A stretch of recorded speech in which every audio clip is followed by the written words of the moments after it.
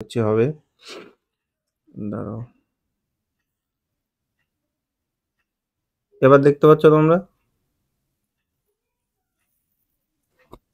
হ্যাঁ স্যার। আচ্ছা আচ্ছা, দেখো ফার্স্ট যে প্রশ্নটা এখানে আছে আমাদের, সেটা দেখো আছে আহ, জ্যামিতিতে বিন্দু কি।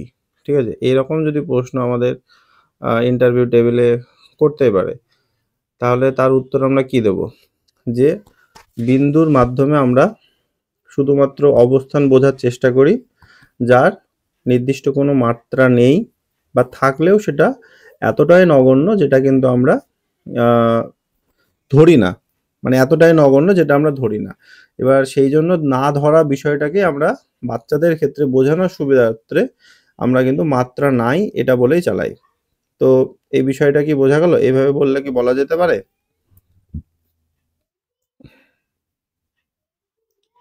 ঠিক আছে, তাহলে যদি তোমাদের প্রশ্ন করে যে বিন্দু মানে হ্যাঁ কি, স্যার। তাহলে বিন্দুর মাধ্যমে আমরা যে কোনো অবস্থান বোঝাতে সাহায্য করি। এবার তোমাকে যদি এক্সপার্ট বলতে পারে যে এই যে আপনি একটা ফোঁটা দিচ্ছেন, এইটারও তো একটা দৈর্ঘ্য প্রস্থ উচ্চতা আছে, বা আমরা যদি পরিমাপ করি মাপতে পারবো, তখন তোমাকে বলতে হবে বিন্দুর মানে যদি আমরা খুব এতটাই সূক্ষ্ম তাকে কিন্তু আমরা পরিমাপ করতে পারি না, কিন্তু আমাদের অবস্থান বোঝানোর স্বার্থে আমাদের কিন্তু এটা ব্যবহার করে থাকি আমরা। ঠিক আছে, আচ্ছা, ২ নম্বর প্রশ্ন আমাদের এখানে আছে রেখাংশ কি? রেখাংশ মানে হচ্ছে একটা সরল রেখা যদি আমরা আঁকার চেষ্টা করি, একটা সরল রেখা যদি এরকম হয়, দুদিকে আমাদের এরকম ভাবে অ্যারো চিহ্ন থাকবে, যাকে আমরা সরল রেখা বলে থাকি। অর্থাৎ একটা সরল রেখা মানে যে অসীম দূর পর্যন্ত বিস্তৃত হতে পারবে। ঠিক আছে, এইদিকেও অ্যারো চিহ্ন আছে, আবার এইদিকেও অ্যারো চিহ্ন আছে। তাহলে বলবো, স্যার একটি সরল রেখার ওপর যদি আমি দুটো নির্দিষ্ট বিন্দু নিয়ে নিই, একটা এ বিন্দু, একটা বি বিন্দু, তাহলে এই এ বিন্দু থেকে বি বিন্দু পর্যন্ত যে অংশটি পাবো, সেটি হচ্ছে এই সরল রেখার একটি অংশ। আর এটাই কিন্তু হচ্ছে সরি, এটা আমি ভুল বললাম, এটা সরল রেখাংশ। আমি যেটা বলছি সেটা হচ্ছে আমাদের সরল রেখাংশ। কিন্তু আমাদের প্রশ্ন কিন্তু ওখানে অন্য ছিল। আমাদের প্রশ্ন ছিল কিন্তু এখানে রেখাংশ কি। তো রেখা আমাদের দু রকম হতে পারে।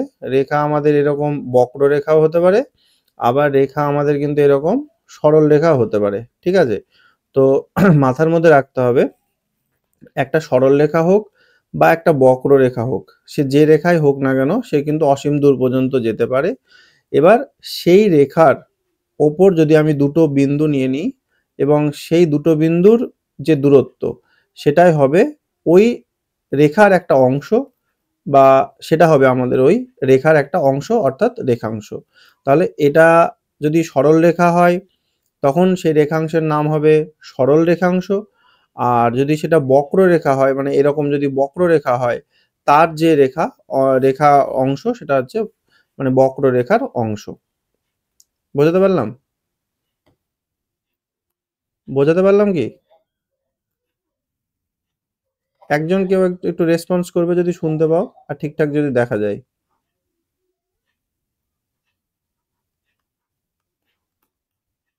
শোনা যাচ্ছে তো?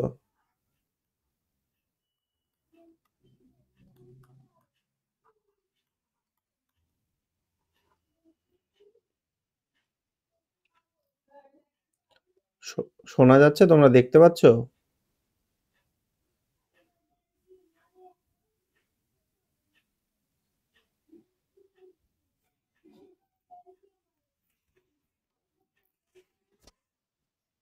রেখাংশ অর্থাৎ রেখার যে অংশ, সেটাই হচ্ছে রেখাংশ। রেখা যদি বক্ররেখা হয়, তার যে অংশটা নেব সেটা বক্ররেখার অংশ। আর রেখা যদি আমাদের সরল রেখা হয়, তো সরল হয়, সেখানকার যদি অংশ নিই তাহলে আমরা পাবো কিন্তু সরল রেখাংশ। এবার আমি দেখো ছবি তোমাদের এখানে দুটো আঁকানোর চেষ্টা করেছি। এটা হচ্ছে তোমার বক্ররেখা, আর এটা তোমার সরল রেখা। বক্ররেখার ওপরে তুমি দুটো বিন্দু নিয়ে নিলে, এ আর বি। এবার এই এ আর বি নেওয়ার পর তুমি যদি এইরকম ভাবে একটা কাটা অংশ নিয়ে নাও, ঠিক আছে, তাহলে এই এবি তুমি যেটা পেলে, সেটা হলো তুমি বক্ররেখার অংশ। আর সরল রেখার উপর যদি এরকম ভাবে তুমি একটা বিন্দু নিয়ে নিচ্ছ সিডি, যে তার যে কাটা অংশটা তুমি বার করলে, সেই সিডিটা হলো তোমার সরল রেখাংশ।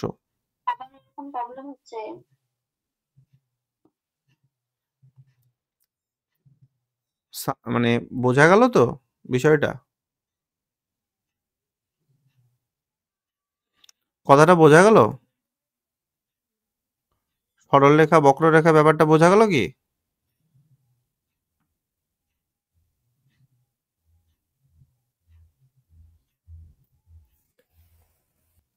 তো রশ্মি বা রেটা হচ্ছে কি, দেখো সরল রেখা মানে ওকে তুমি দুই দিকে এরকম অসীম দূর পর্যন্ত বৃদ্ধি করতে পারবে, এটা হচ্ছে সরল রেখা। আর রশ্মি হচ্ছে যার একটা প্রান্তবিন্দু থাকবে আর একটা দিক তোমার উন্মুক্ত থাকবে, মানে একটা দিক অসীম যেতে পারবে আর একটা তুমি প্রান্তবিন্দু খুঁজে পাবে। তাহলে এই প্রান্তবিন্দু যদি খুঁজে পাও সেটা আমাদের হচ্ছে কি আমাদের রশ্মি, আর এইটা হচ্ছে আমাদের সরল রেখা। এই জিনিসটা মাথার মধ্যে রাখতে হবে যে সরল রেখার কোনো প্রান্তবিন্দু পাবে না। দেখো এইদিকেও অসীম দূর যেতে পারছে, এদিকেও অসীম দূর তুমি যেতে পারবে, তাহলে এর কিন্তু কোনো প্রান্তবিন্দু নেই। আর রশ্মির ক্ষেত্রে কিন্তু একটা প্রান্তবিন্দু পাবো, মানে এন্ড পয়েন্ট যেটা বলছে সেটা কিন্তু আমরা পাবো। আর আরেকটা দিক তোমার এরকম অসীম দূর পর্যন্ত যেতে পারবে। তাহলে রশ্মি বা রে কি যদি তোমাদের জিজ্ঞাসা করে তাহলে বলবে যে স্যার একটি প্রান্তবিন্দু বিশিষ্ট কোনো সরলরেখা যদি আমরা টানি, অর্থাৎ একদিকে অসীম দূর পর্যন্ত যেতে পারবে এবং একটা প্রান্তবিন্দু পাবো, তখন সেটাকে আমরা রশ্মির সঙ্গে তুলনা করতে পারবো। বাচ্চাদেরকে কি করে বোঝাবেন? তাহলে আমরা বলবো যে স্যার আমরা যদি একটা বাচ্চার হাতে একটা টর্চ লাইট দিয়ে বাচ্চাটাকে যদি বলি যে তুমি টর্চের আলোটা মারো, তখন বাচ্চাটা যখন টর্চের আলো মারবে সেই আলোটা কিন্তু একটা নির্দিষ্ট দিকেই যাবে। অর্থাৎ যে বিন্দুতে বাচ্চাটা দাঁড়িয়ে থাকলো তাকে বোঝানোর চেষ্টা করব এটা হচ্ছে তোমার প্রান্তবিন্দু, আর তোমার টর্চের আলোটা যেদিকে গেল এটা হচ্ছে তোমার রশ্মি। বোঝা গেল? সাউন্ড গেল এবার ঠিকঠাক?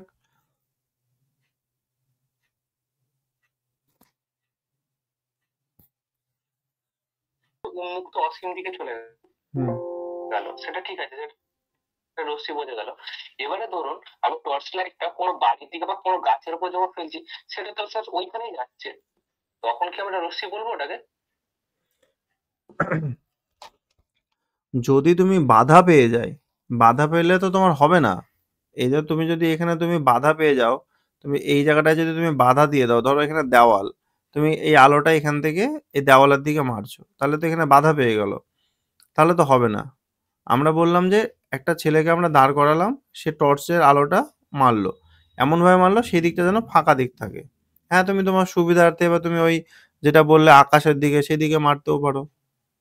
এবার অ্যাকচুয়ালি তুমি তো এই আলো তো তুমি বেশি দূর দেখতে পাবে না। বাচ্চাটাকে বোঝাবে তুমি অ্যা যেদিকে মারছো, এবার তুমি যদি তর্কের খাতিরে ধরো বাচ্চাটা যদি এবার বলে আমি ঘরের ভেতরে আছি তাহলে তো ছাদে গিয়ে আটকে যাবে।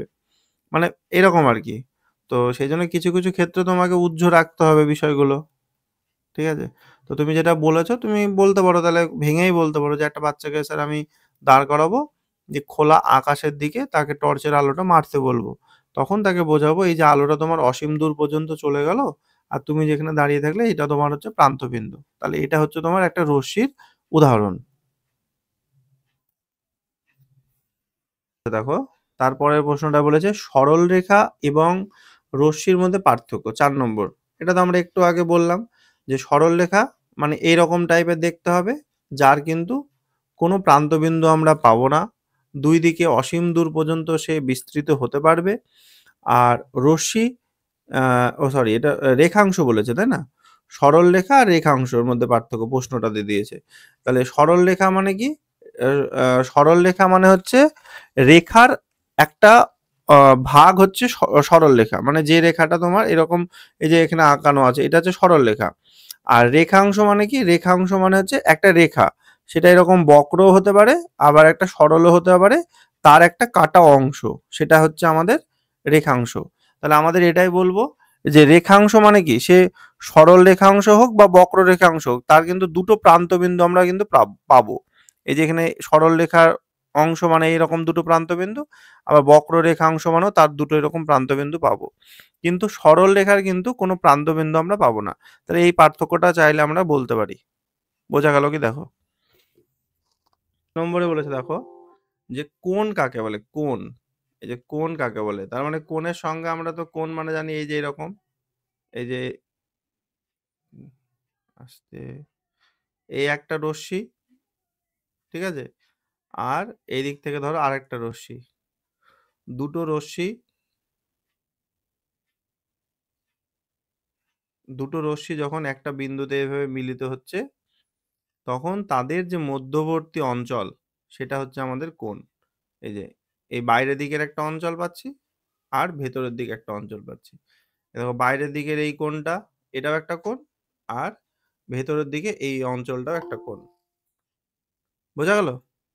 তাহলে আমরা কি বলবো, দুটো রশ্মি যখন কোনো বিন্দুতে মিলিত হচ্ছে, বা দুটো সরল রেখাংশ বা সরল রেখা যা বলবে, একটা বিন্দুতে যখন মিলিত হচ্ছে, তখন সেই মিলনস্থলে বা ওই রশ্মি দুটোর মধ্যবর্তী যে অঞ্চল, সেটাই হচ্ছে আমাদের কোণ। দেখো এই একটা রশ্মি এসে মিলিত হলো,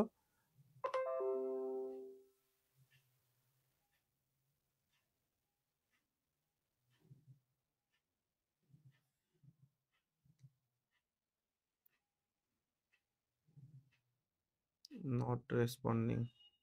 আচ্ছা, এ- এ- এই একটা রশ্মি এসে মিলিত হলো, আর এই একটা রশ্মি এসে মিলিত হলো, দুটো রশ্মির মধ্যবর্তী অঞ্চল, এটাই হচ্ছে আমাদের কোণ। দেখো এবার তোমরা শুনতে, হ্যাঁ বলো, শুনতে পেলে? হ্যাঁ বলো, আমি শুনতে পাচ্ছি। আচ্ছা, তাহলে তো প্রথমে এইটা তো হয়েছিল, রেখাংশ গেল, রশ্মি গেল, সরলরেখার এই পার্থক্য গেল, কোণ গেল। এ অবধি সবাই ক্লিয়ার, তাই তো? আচ্ছা, এবার আসি সমকোণ। সমকোণ কাকে বলে তাই বলছে। তাহলে কি বলবো, যে সমকোণ মানে হচ্ছে 90 ডিগ্রি। ঠিক আছে, সমকোণ কাকে বলে? তাহলে বলতে হবে যে একটি একটি সরলরেখার ওপর, একটি সরলরেখার ওপর আরেকটা সরলরেখা যদি লম্বভাবে দণ্ডায়মান হয়, ঠিক আছে, একটি সরলরেখার উপর একটি সরলরেখা যদি লম্বভাবে দণ্ডায়মান হয়, তাহলে তার উভয় পাশে যে দুটো কোণ তৈরি হয়, সেই কোণ দুটো কিন্তু 90 ডিগ্রি, 90 ডিগ্রি। বোঝা গেল? মানে একটা সরলরেখার উপর টোটাল কোণ কত, 180। এবার একটা সরলরেখার উপর যদি আরেকটা সরলরেখা দণ্ডায়মান হয়, তাহলে তার উভয় পাশের যে উৎপন্ন কোণ, প্রতিটি কোণের মান কিন্তু এক সমকোণ বা 90 ডিগ্রি। বোঝা গেল? শোনা গেল সাউন্ড? আচ্ছা, তারপরে এটা তীক্ষ্ণ, আচ্ছা আচ্ছা, 7 নম্বর প্রশ্ন, এটা তীক্ষ্ণ কোণ না, এটা সূক্ষ্ম কোণ হবে। সূক্ষ্ম কোণটাও তাই, যে যে কোণের মান 0 ডিগ্রির বড়, ঠিক আছে, 0 ডিগ্রির সঙ্গে সে সমানও হতে পারে, সে থিটা যদি বলি, কিন্তু সে 90 ডিগ্রির থেকে যদি ছোট হয়, সেই সমস্ত কোণের মানগুলোকে বলা হবে সূক্ষ্ম কোণ বা অ্যাকিউট অ্যাঙ্গেল। ঠিক আছে। আচ্ছা, তারপরে প্রশ্ন ছিল কি, স্থূলকোণ কাকে বলে? স্থূলকোণ হচ্ছে যে কোণের মান 90 ডিগ্রির বড়, ঠিক আছে, এবং 180 ছোট, তাকে বলা হবে স্থূলকোণ। এগুলো আমরা সব আলোচনা করেছি এর আগে। তারপরে প্রশ্ন হচ্ছে, সম্পূরক কোণ বলতে কি বোঝায়? সম্পূরক কোণ মানে হচ্ছে দুটো কোণের যোগফল, এ একটা কোণ, বি আর একটা কোণ, এই দুটো কোণের যোগফল যদি আমরা 180 ডিগ্রি লিখতে পারি, তখন আমরা বলবো এই এ কোণের সঙ্গে বি কোণের যে সম্পর্ক, তা সেটা হচ্ছে সম্পূরক কোণের সম্পর্ক। যেমন ধরো, আমরা জানি একটা সরলরেখার উপর কোণ মানেই 180 ডিগ্রি। এবার একটা দাগ যদি কেউ এইভাবে টেনে, কেউ যদি বলে এই কোণটার মান 60 ডিগ্রি, তাহলে আমরা বুঝতে পারছি উল্টো দিকের এই এই কোণটার মান গিয়ে দাঁড়াবে 120 ডিগ্রি। তাহলে আমরা দেখতে পাচ্ছি 60 ডিগ্রির সঙ্গে যদি আমরা 120 ডিগ্রি যোগ করি, তাহলে কিন্তু আমরা 180 ডিগ্রি পাবো। তখন আমরা বলবো 60 আর 120 এরা পরস্পর কিন্তু সম্পূরক কোণ। ঠিক আছে। তারপরে প্রশ্নটাও একই প্রশ্ন, যে সম্পূরক কোণ কি, তখন এই একই উত্তর হবে। আচ্ছা, তারপরে বলেছে বহুভুজ বা পলিগন কি? বহুভুজ বা পলিগন কি? তারপরে আমরা নর্মালি যেটা জানি, যে ত্রিভুজ, এই যে তিনটে বাহু দ্বারা সীমাবদ্ধ একটা সমতলিক চিত্র বা ক্ষেত্রকে ত্রিভুজ বলি। তারপরে চারটে বাহু দ্বারা সীমাবদ্ধ একটা সমতলিক চিত্র বা ক্ষেত্রকে আমরা চতুর্ভুজ বলি। তাহলে একই রকম ভাবে পাঁচটা বাহু দ্বারা সীমাবদ্ধ এরকম একটা সমতলিক চিত্র বা ক্ষেত্রকে আমরা অবশ্যই পঞ্চভুজ বলি। তাহলে ওই রকম অ্যাঙ্গেল দিয়ে যদি উত্তরটা যায়, তখন আমরা কি বলবো? দেখো, বহুভুজটা কিন্তু তৈরি হচ্ছে কিন্তু আমাদের নর্মালি তিনটে থেকে, তিন, তাহলে তিন বা তারও বেশি, 3 বা তারও বেশি বাহু বিশিষ্ট যে বদ্ধ সামতলিক চিত্র, সেটাকে কিন্তু আমরা বহুভুজ বা পলিগন বলতে পারি। এই পলিগন বা বহুভুজ দেখো, কারণ দুটো বাহু যদি আমাদেরকে দেয়, দুটো সরলরেখা দেয়, তাহলে কিন্তু আমরা পলিগন পাচ্ছি না, মানে বহুভুজ পাচ্ছি না, কারণ একটা কোণ পাচ্ছি। দুটো দুটো এরকম সরল রেখাংশ দিয়ে আমি কিন্তু একটা কোণ পাবো। কিন্তু দুইয়ের বেশি যখন দিচ্ছে, তিনটে মিনিমাম তিনটে দিচ্ছে, তখন কিন্তু আমরা এরকম একটা বদ্ধ চিত্র বানিয়ে তাকে নাম দিতে পারছি ত্রিভুজ, চতুর্ভুজ, পঞ্চভুজ, ঠিক আছে? আর এরকম বেঞ্জিন বলয় করলে ষড়ভুজ, এরকম ভাবে। তো এগুলোকে আমরা সব বহুভুজের নাম দিতে পারছি। তাহলে আমরা কি বলবো? তিন বা তিনের অধিক বাহু বিশিষ্ট বদ্ধ, ঠিক আছে? একটা জিনিস মাথায় রাখতে হবে, বদ্ধ হতে হবে, প্লাস সেটা হতে হবে কিন্তু আমাদের সামতালিক, সামতালিক। আর চিত্র বা ক্ষেত্র, চিত্র মানে কি, এই যে একটা বদ্ধ চিত্র, আর ক্ষেত্র মানে ভেতরের এই যে ক্ষেত্রফলটা পাচ্ছি আমরা, এদের ভেতরে যে ক্ষেত্রফল পাচ্ছি, সেটাকে আমরা কি বলছি? আমরা বহুভুজ বলছি। আচ্ছা, নিয়মিত বহুভুজ কি তাই বলছে? আমার যেটা মনে হচ্ছে নিয়মিত মানে এখানে সুষম বহুভুজটাকে বলছে।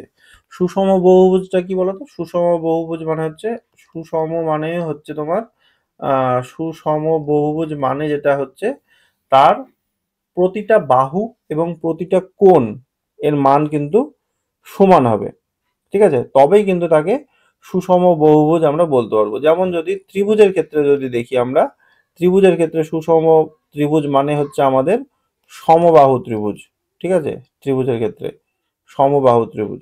এবার যদি চতুর্ভুজের ক্ষেত্রে আসি, তাহলে আমরা পাবো বর্গক্ষেত্র। বর্গক্ষেত্রের চারটে বাহু দৈর্ঘ্য সমান হয়, আবার চারটে কোণ প্রতিটা 90 ডিগ্রি করে হয়। তাহলে এইগুলো হচ্ছে আমাদের সুষম বহুভুজের উদাহরণ, ঠিক আছে?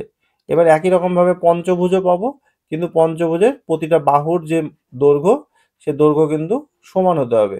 এরকম ভাবে এই প্রতিটা বাহুর দৈর্ঘ্য যদি আমাদের সমান হয়, এবং এই প্রতিটা কোণ, এই ভেতরের যে প্রতিটা কোণ, সেই কোণের মান যদি সমান হয়, তখন এই পঞ্চভুজটাকে বলবো আমরা সুষম পঞ্চভুজ। শোনা যাচ্ছে কথাগুলো? হ্যাঁ স্যার, শোনা যাচ্ছে। আচ্ছা, তারপরে আচ্ছা, তারপরে প্রশ্ন বলেছে ত্রিভুজের অন্তঃকোণগুলির সমষ্টি কত? একটা ত্রিভুজ যদি আমরা অঙ্কন করি, এই হচ্ছে যদি আমাদের একটা ত্রিভুজ হয়, তাহলে ত্রিভুজের অন্তঃকোণ মানে এই ত্রিভুজের এই ভেতরের এই কোণগুলো। তো ত্রিভুজের অন্তঃকোণের সমষ্টি কিন্তু আমরা সকলেই জানি 180 ডিগ্রি। আবার আরেকটা জিনিসও মাথার মধ্যে রাখবে, যে কোনো বহুভুজের, ঠিক আছে? ত্রিভুজ হোক, চতুর্ভুজ হোক, পঞ্চভুজ হোক, এরা যাই হোক না কেন, যেমন ধরো এখানে একটা পঞ্চভুজ আঁকা আছে, ষড়ভুজ আঁকা আছে, ধরো আমি এই বাহুটাকে এইভাবে এইদিকে বাড়িয়ে দিলাম, আর এই বাহুটা আমার হাতে বাঁকা মনে হচ্ছে, কিন্তু ধরে নাও এটা সোজাভাবে আছে, এইভাবে সোজাই আছে। তো একটা জিনিস মাথার মধ্যে রাখবে, এই ষড়ভুজ তো এটা 6টা বাহু, এর ভেতরের দিকে একটা কোণ তৈরি হয়েছে, আর এর এই বাইরের দিকে একটা কোণ তৈরি হয়েছে।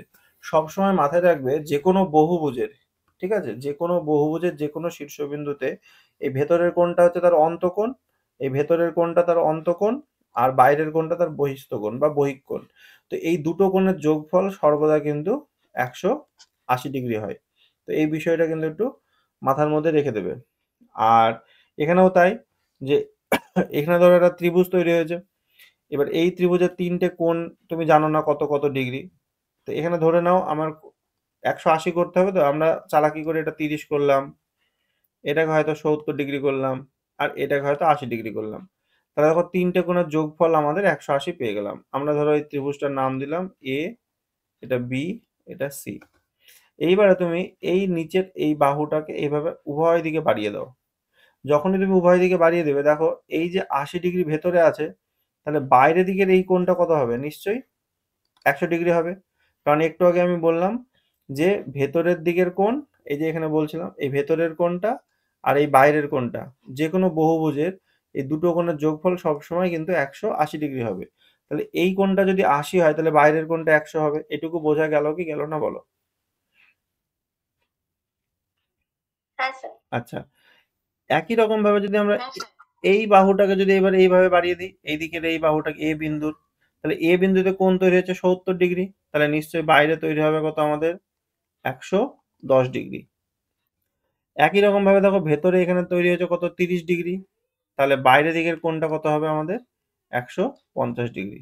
তাহলে আমরা বাইরের দিকে যে তিনটে কোণ পেলাম, আমরা যদি এদিক থেকে গুনি, এ এ বিন্দুতে বাইরের দিকের কোণ পেলাম 110 ডিগ্রি, বি বিন্দুতে বাইরের দিকের কোণ পেলাম 150 ডিগ্রি, আর সি বিন্দুতে বাইরের দিকের কোণ পেলাম 100 ডিগ্রি। এই তিনটে কোণকে তুমি যদি যোগ করো তাহলে পাবে 360 ডিগ্রি। তাহলে এখান থেকে মাথার মধ্যে রাখতে হবে যে যে কোনো বহুভুজের যদি তোমাকে বলে যে সমস্ত বহিস্থ যে কোণগুলো আছে সেই বহিস্থ কোণের সমষ্টি কত, সেই সমস্ত মানে বহিস্থ কোণের সমষ্টি, তখন মাথার মধ্যে রাখতে হবে সেই সমষ্টি হবে 360 ডিগ্রি। দেখো বোঝাতে পারলাম কি? এটা কিন্তু শুধু আমি ত্রিভুজ দিয়ে বললাম এমন নয়। তুমি যদি মনে করো যে বর্গক্ষেত্রের ক্ষেত্রে পরীক্ষা করবে, তাও বর্গক্ষেত্রটা আরো সহজে বুঝতে পারবে। দেখো ধরো এটা একটা আমাদের বর্গক্ষেত্র। বর্গক্ষেত্রের আমরা সবাই জানি বর্গক্ষেত্রের 4টে কোণই 90 ডিগ্রি করে। তুমি যে কোনো বাহুটাকে বাড়িয়ে দাও। ধরো এই বাহুটাকে বাড়িয়ে দিলে, এদিকে এই বাহুটাকে বাড়িয়ে দিলে, তোমার মন গেল তুমি ধরো এই দিকেরটা বাড়িয়ে দিলে। তুমি যে কোনো যেটা ইচ্ছা বাড়িয়ে দাও। তাহলে তোমার 4টে বিন্দু এ, বি, সি, ডি। দেখো এখানে 90, এখানে 90, এখানে 90, এখানে 90। তাহলে বাইরের দিকে দেখো এখানে একটা 90 তৈরি হচ্ছে, কারণ এর টোটাল কোণ 180।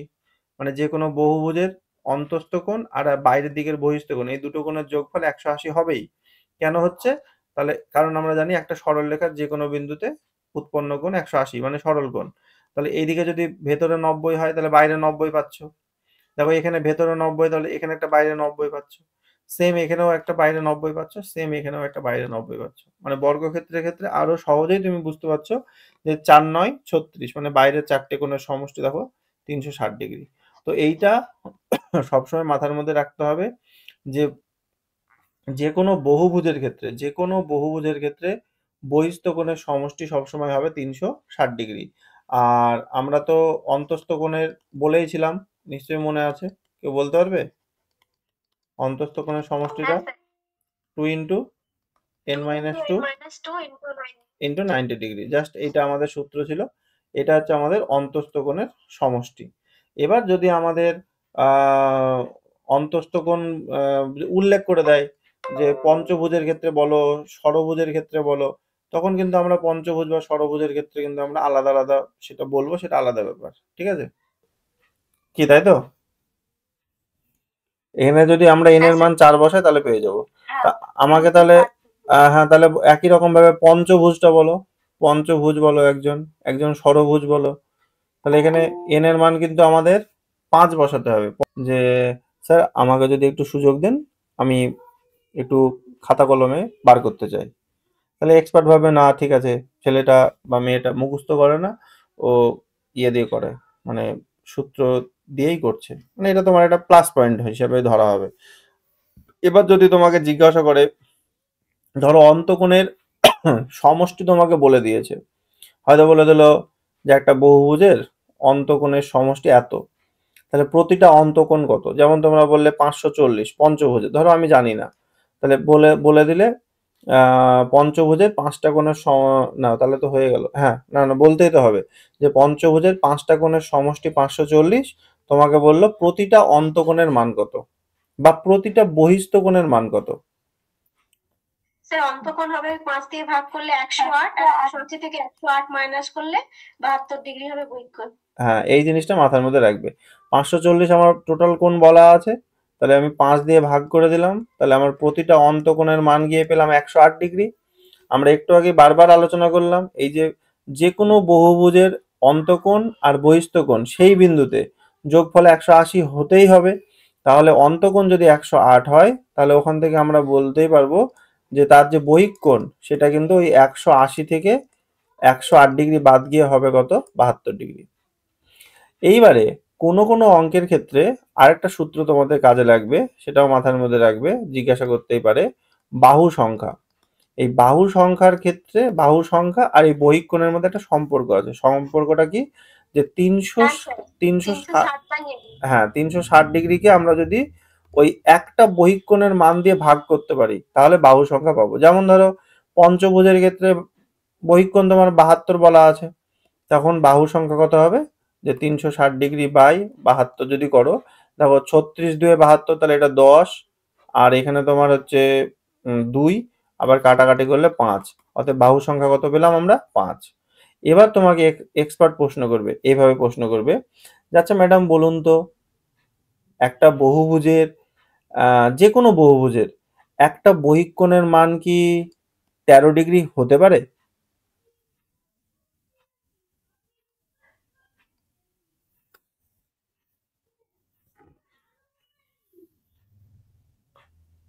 একটা যে কোনো বহুভুজের বহিঃকোণের মান কি 18° হতে পারে? একটা যে কোনো বহুভুজের একটা বহিঃকোণের মান কি 36° হতে পারে?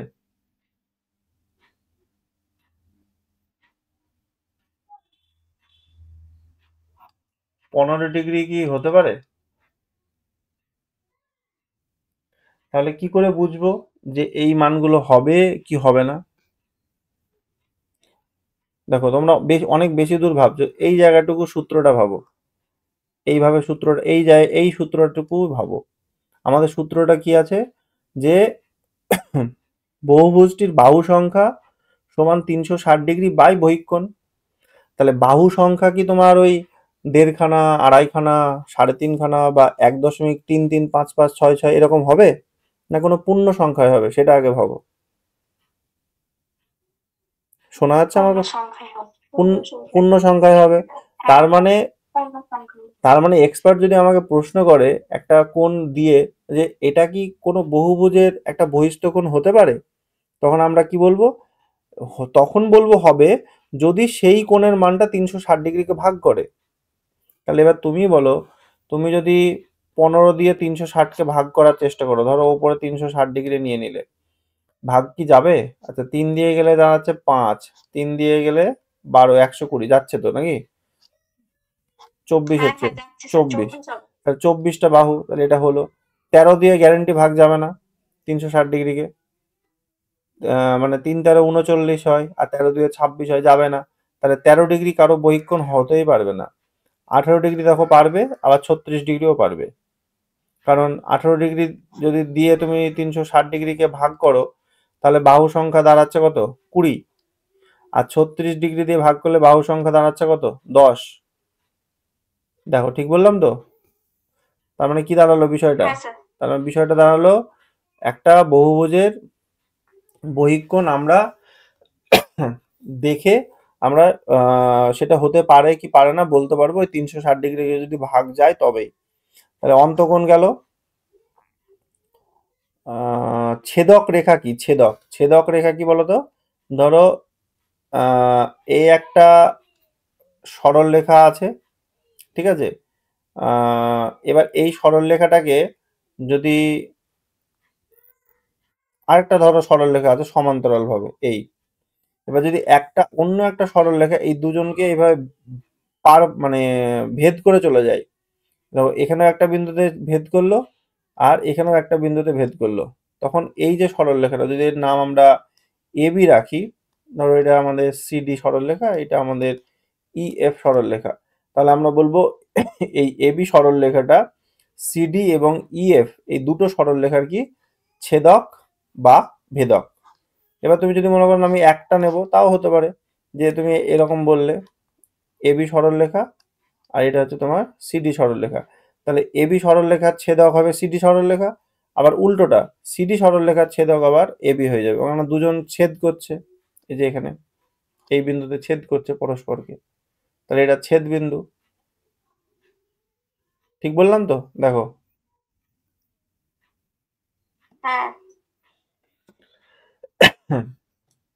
তাহলে এই গেল 15 নম্বর প্রশ্ন।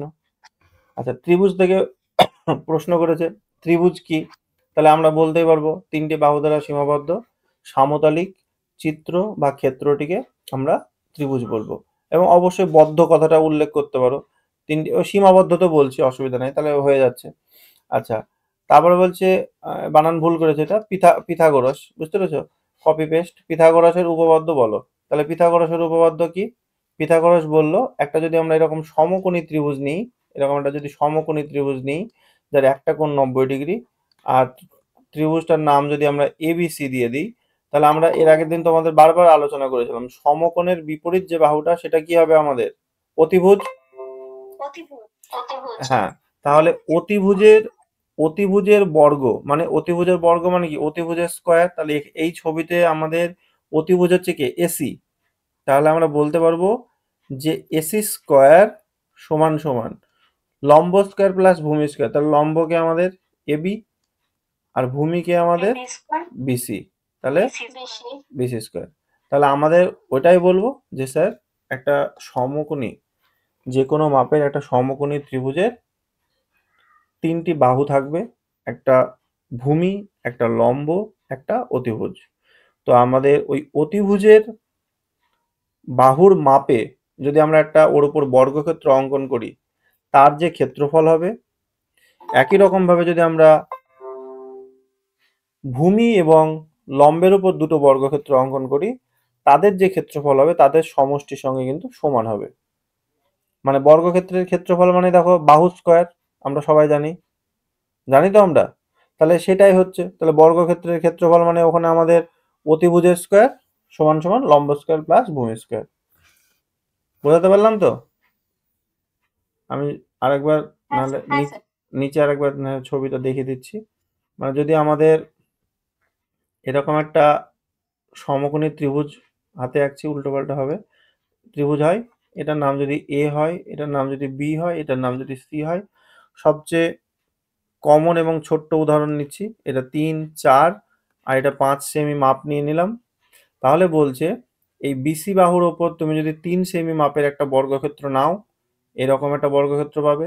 তাহলে বর্গক্ষেত্রের ক্ষেত্রফল কি? বাহু স্কয়ার। তাহলে এই যে বর্গক্ষেত্রটা, এই বর্গক্ষেত্রের ক্ষেত্রফল কত পাবো আমরা? 9। আর এই এবির ওপর যদি আমরা এরকম একটা বর্গক্ষেত্র অঙ্কন করি, তাহলে এবির মাপ কত দেওয়া আছে? 4। ছবিটা উলট পালট হয়ে যায়, হ্যাঁ, এটা 4টা বড় হতো, তাহলে এটা কত পেলাম আমরা? 16। আর এই এসির ওপর যদি আমরা এরকম বর্গক্ষেত্র করি, তার যে ক্ষেত্রফল, সেই ক্ষেত্রফল কত পাচ্ছি আমরা? 5 স্কয়ার। তার মানে এটা কত পাচ্ছি? 25। এবার তোমরা দেখো এই 16 আর 9 যোগ করো, দেখো 25 এর সঙ্গে মিলে যাচ্ছে। অর্থাৎ তখন আমরা কি বলতে পারবো যে একটা সমকোণী ত্রিভুজের এই ভূমি এবং লম্ব এই দুটো স্কয়ার বলা হয়। তার মানে AB square plus BC square. এবার কেন স্কয়ার বলা হয়? কারণ এই বর্গক্ষেত্রের ক্ষেত্রফল মানেই তো বাহু স্কয়ার। তাহলে এই বর্গক্ষেত্রের ক্ষেত্রফল বের করতে গেলে এবি স্কয়ার করতে হবে, তাহলে এবি স্কয়ার। আর ভূমিটাকে বিসি, তাহলে বিসি স্কয়ার মানে কি? এই বর্গক্ষেত্রের ক্ষেত্রফল কত? 9। তাহলে 16 আর 9 যোগ করে আমরা কি পেলাম? 25। আর 25 মানে এই এসির ওপরে এই বড় বর্গক্ষেত্রটার ক্ষেত্রফল। অর্থাৎ আমরা এখানে বলতে পারবো এসি স্কয়ার। তাহলে এইভাবে তোমার বাচ্চাদেরকে তখন ভেঙে বুঝিয়ে দিতে হবে। ঠিক আছে? মানে দেখে রাখবো। দেখো ওইভাবে তুমি কত মুখস্থ করবে? তোমাকে যদি এরকম বলে, তবু তো আমি মনে রাখার চেষ্টা করেছি, মানে ধরুন ওই যে 6 আর 10, 7, 24, 25, তারপরে ওই 15, 18 এরকম আছে কিছু, আমি তো সব তো ভুলে যাচ্ছি। তো ওই যে মানে যদি জিজ্ঞাসা, মানে খুব বেশি কি বড় কি জিজ্ঞাসা করেন না ছোট ছোটর উপরে রাখেন? না ছোট ছোট বলবে। আমি বলি তোমার যদি তোমাকে এরকম 3টে বাহু দিয়ে জিজ্ঞাসা করে যে এটা কি একটা সমকোণী ত্রিভুজ হবে, তখন তোমার ব্রেনের মধ্যে যেটা খেলবে, ওই ছোটটা, যে দুটো ছোট থাকবে, একটা বড় থাকবে, বড় বাহু থাকবে, সেটা সে বড় বাহুটাকে বাদ রাখবে, ছোট দুটোকে স্কয়ার করবে, ছোট দুটো স্কয়ার করবে আর মনে মনে বড়টাকে স্কয়ার করবে, দিয়ে দেখবে এর দুটো যোগফল যদি এর সঙ্গে সমান হয়ে যায় তাহলে হয়ে গেল। সবসময় বড় বাহুটা আমাদের অতিভুজ হবেই হবে, অতএব সেটাকে আমি মানে হাত দেবো না। ঠিক আছে? ঠিক আছে। আচ্ছা, স্যার সমকোণী সমদ্বিবাহু ত্রিভুজটা একবার বলে দিন। সমকোণী সমদ্বিবাহু। আচ্ছা দাঁড়াও, ধরো এরকম একটা ত্রিভুজ নিলাম,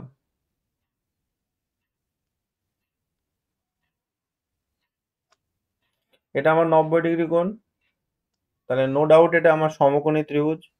এই ত্রিভুজের নাম দিয়ে দিচ্ছি আমরা এ বি সি। তাহলে আমাদের কোনো ডাউট এটা থাকবে না, যেহেতু 90°র বিপরীতে এটা আছে, এটা আমাদের অতিভুজ, অতএব এ সবার থেকে বড় হবে। এইবারে প্রশ্ন হচ্ছে আমাদের সমদ্বিবাহু ত্রিভুজের কনসেপ্টটা কি আছে? সমদ্বিবাহু ত্রিভুজ মানে সেই ত্রিভুজকে আমরা সমদ্বিবাহু ত্রিভুজ বলবো যার দুটো বাহুর দৈর্ঘ্য কিন্তু সমান হবে। যে কোনো দুটো বাহুর দৈর্ঘ্য। আমার ছবি অনুসারে আমি লম্বালম্বি করে এবিসি নাম যদি দিয়ে দিই, তাহলে এই এবি বাহু আর এসি বাহুটা আমি সমান বলছি। সবসময় মাথায় রাখতে হবে মানে সমদ্বিবাহু ত্রিভুজ মানে সমান দুটো বাহু, আর সমান দুটো বাহু হলেই আমাদের ত্রিভুজের একটা শর্ত আছে, বলছে বাহুর দৈর্ঘ্য যত বড় হবে বিপরীত কোণটা কিন্তু তত বড় ছোট হবে। এবার দেখো এই জায়গাটায় কি এই বাহুর আর এই বাহুর দৈর্ঘ্য সমান, অতএব এদের বিপরীত যে কোণগুলো, দুটো বাহুর বিপরীতে যে কোণগুলো, অর্থাৎ এটা আমাদের বিসি হচ্ছে ভূমি, তার ভূমির কোণ দুটো কিন্তু সমান হচ্ছে। অর্থাৎ তুমি বলতে পারো এখানে বি কোণের সঙ্গে সি কোণটা সমান। কেন সমান হলো? যেহেতু এখানে আমাদের বলাই আছে এবি বাহুর সঙ্গে এসি বাহুটা সমান। তো এবার তুমি চিন্তা ভাবনা করো, এই যে সমকোণী ত্রিভুজ, সেই সমকোণী ত্রিভুজের একটা মানে কোণ তোমার 90 ডিগ্রি হয়ে গিয়েছে। তাহলে আমরা জানি একটা ত্রিভুজের তিনটে কোণের সমষ্টি 180 হয়। তাহলে তার মধ্যে আমার একটা কোণ 90 খেয়ে গিয়েছে। তাহলে আর বাকি থাকলো কত? 90 ডিগ্রি। অতএব এই 90 ডিগ্রি মানে এই বাকি দুটো কোণের যোগফল 90 হতে হবে। আর যদি এটা সমকোণী সমদ্বিবাহু হতে হয়, তাহলে আমরা কি বললাম এখানে? কোণের সঙ্গে সঙ্গে বাহু দুটোও সমান হতে হবে। তাহলে এই কোণটা আর এই কোণটা সমান যখন হবে, তখনই কিন্তু এই বাহু দুটো সমান হবে। অর্থাৎ আমি বলে দেবো তখন যে এই কোণটাও আমাদের 45 ডিগ্রি হতে হবে, আর এই কোণটাও আমাদের 45 ডিগ্রি হতে হবে। দেখো বোঝাতে পারলাম কি? 45 না হলে কিন্তু এটা হবে না। ঠিক আছে? মানে দুটো দুটো কোণকেও 45 হতে হবে, তবেই কিন্তু এই দুটো বাহু গিয়ে সমান হবে। মনে থাকবে? আর স্যার ভূমি আর লম্বটাও সেম মাপেরই হবে, আর শুধু অতিভুজটা ওদের থেকে আলাদা হবে। আলাদা হবে। আর এটাও মাথার মধ্যে রাখবে, সমকোণী ত্রিভুজের কেবলমাত্র একটা বাহু ফিক্সড। মানে এইটা যদি আমাদের সমকোণী ত্রিভুজ হয়, এর এই কোণটা যদি 90 ডিগ্রি হয়, কেবলমাত্র এই অতিভুজটাই কিন্তু ফিক্সড। ওর নাম অনুসারে বলছি আমি, হ্যাঁ? এই অতিভুজটাই কিন্তু, এটা যে অতিভুজ হবে এটাই ফিক্সড।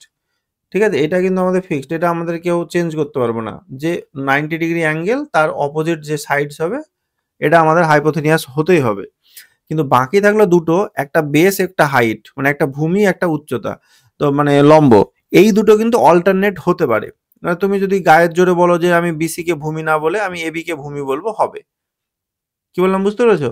তুমি এটাকে আমার আমার আমার ছবি অনুসারে এটা লম্ব হচ্ছে, আমার ছবি অনুসারে এটা আমাদের ভূমি হচ্ছে। তো কেউ যদি বলে যে না আমি একে ভূমি বলবো আর একে আমি লম্ব বলবো, সেও কিন্তু বলতে পারে। মানে এদের দুজনের মধ্যে উলটপালট হতে পারে, কিন্তু আমাদের অতিভুজ কিন্তু ফিক্সড, এ কিন্তু পরিবর্তন হবে না। এটা মাথার মধ্যে রাখবে শুধু। এক্সপার্ট যদি একটু গভীরে গিয়ে প্রশ্ন করে, তাহলে এই প্রশ্নটা করবে, কারণ অনেক তোমরা ত্রিভুজ নিয়ে পড়াচ্ছ। আচ্ছা, কনগ্রুয়েন্ট ত্রিভুজ কি, বা এটা সমদৃশ বা আমি একটা কথা বলছি। সদৃশ অর্থে হয়তো বলতে চেয়েছে। বলো। মানে করেছিলাম, আমি ভুলে গেছি আসলে। কোনো একটা সমকোণী ত্রিভুজের কথাই বলছি। ধরুন 90 ডিগ্রি আছে, আর হচ্ছে বাকি হয়তো একটা 30 আছে, একটা 60 আছে। তাহলে সেক্ষেত্রে আমরা একটা পড়েছিলাম যে কোনো একটা বাহু অনুপাত বের করতে গেলে তার বিপরীত বাহু সাইনের সঙ্গে সমানুপাতিক হয়। যদি বাহুগুলোর অনুপাত বের করতে হয়, সেইটা স্যার একবার একটু বলে দিন না। আচ্ছা, তুমি ওই তুমি যেটা বলছো অত ডেপথে হয়তো সবাইকে যাবে না, ঠিক আছে? তুমি যেটা বলছো ধরো, আহ, না স্যার, আমার একটু আছে, মানে যেহেতু ছিল তো 11-12, আমি ওটা একটু ভুল বলেছি, ওইটা জাস্ট একবার বলে দিই। ধরো এটা এ, এটা বি, এটা হচ্ছে আমাদের সি, ঠিক আছে? তো আমাদের এই কোণটা 90 ডিগ্রি, এটা আমাদের সমকোণী ত্রিভুজ। এইবারে আহ, আমাদের ত্রিকোণমিতিতে কি বললো? ত্রিকোণমিতিতে বললো যে একটা যে কোনো সূক্ষ্মকোণ তার নাম যদি আমরা থিটা দিয়ে ডিফাইন করি, তাহলে এই সূক্ষ্মকোণের সাপেক্ষে আমরা 6টা কোণানুপাত পাবো। সেই কোণানুপাতগুলো কি কি? না, তো একটা হচ্ছে, ধরো আমি থিটা দিয়ে বলছি, সাইন থিটাকে উল্টালে তুমি পাচ্ছ কোসেক থিটা, এই ব্যাপারগুলো আছে। তারপরে আছে তোমার কস থিটাকে উল্টালে সেক থিটা, আর একটা হচ্ছে ট্যান থিটা, আর একে উল্টো করলে কট থিটা। তো এই মানে কোণটার সাপেক্ষে তুমি বাহুর অনুপাত নিয়ে তুমি প্রকাশ করতে পারো। যেমন ধরো যদি বলো সাইন থিটা, তাহলে সাইন থিটা মানে এবার তোমার সাইন মানে হচ্ছে আমি যেভাবে মনে রাখি, সাইন থিটা মানে হচ্ছে সাগরে লবণ আছে, তাহলে সাগরে সাইন, লবণে লম্ব, আর আছেতে অতিভুজ। তাহলে সাইন থিটা মানে কি হবে আমাদের লম্ব বাই অতিভুজ, মানে এবি বাই এসি। বোঝাতে পারলাম? একই রকমভাবে কস থিটা, কস থিটা মানে এভাবে মনে রাখি কবরে ভূত আছে, তাহলে কতে হচ্ছে কস, হ্যাঁ ভূত মানে হচ্ছে ভূমি, তাহলে এখানে আছেতে অতিভুজ, তার মানে বিসি বাই এসি। তো এইগুলো তুমি আগে প্রথমে মনে রাখতে হবে তোমাকে, হ্যাঁ। আর লাস্ট ভূতটা কেমন দেখতে যদি বলে, তাহলে ভূতের তো চেহারা খারাপ হয়, তো বলছে টেনা লম্বা ভূত, তো টেনা লম্বা না ভূত। স্যার, এইগুলো আমার মনে আছে, এটা বলছি না স্যার, আমি আচ্ছা এটা বলছি না, আমি বলছি আচ্ছা, যে ধরুন হুম, বলো বলো। স্যার, হ্যাঁ ওই ভূমিবাহী অতিভুজ স্যার, ওইটা আমি বলছি না। তুমি তো বাহুর অনুপাত বললে, তো তাহলে তো তোমার যদি ধরো তুমি বললে 30 ডিগ্রি, তাহলে এটা যদি আমার 30 হয় আর এটা যদি আমার 60 হয়, তাহলে এই 30 ডিগ্রি অ্যাঙ্গেলের সাপেক্ষে আমি তখন বসিয়ে দেবো না? তখন তো আমি এরকম ভাবে সাইন 30 ডিগ্রি বসাবো, তাহলে সাইন 30-এর মান কত পাবো আমরা? হাফ পাবো। তাহলে সাইন 30-এর মান যদি হাফ পাই, এবার তুমি যদি সাইন মানে কি এখানে এবি বাই এসি হচ্ছে, তাহলে এবি বাই এসি, তাহলে এখান থেকে তো তুমি একটা রিলেশন টানতেই পারবে, এই যে এদের দুজনের মধ্যে রিলেশন পেয়ে গেলে যে 2ab, বা এখান থেকে অনুপাত পেয়ে যাচ্ছ, এবি বাই এসি মানে 1:2 এরকম। এবার তুমি যখন দুটো মান পেয়ে যাচ্ছ 1:2, হ্যাঁ তো স্যার, আপনার কথা মানে আমি যে বলছি অনেক পরে পরে করে যাচ্ছে। আচ্ছা,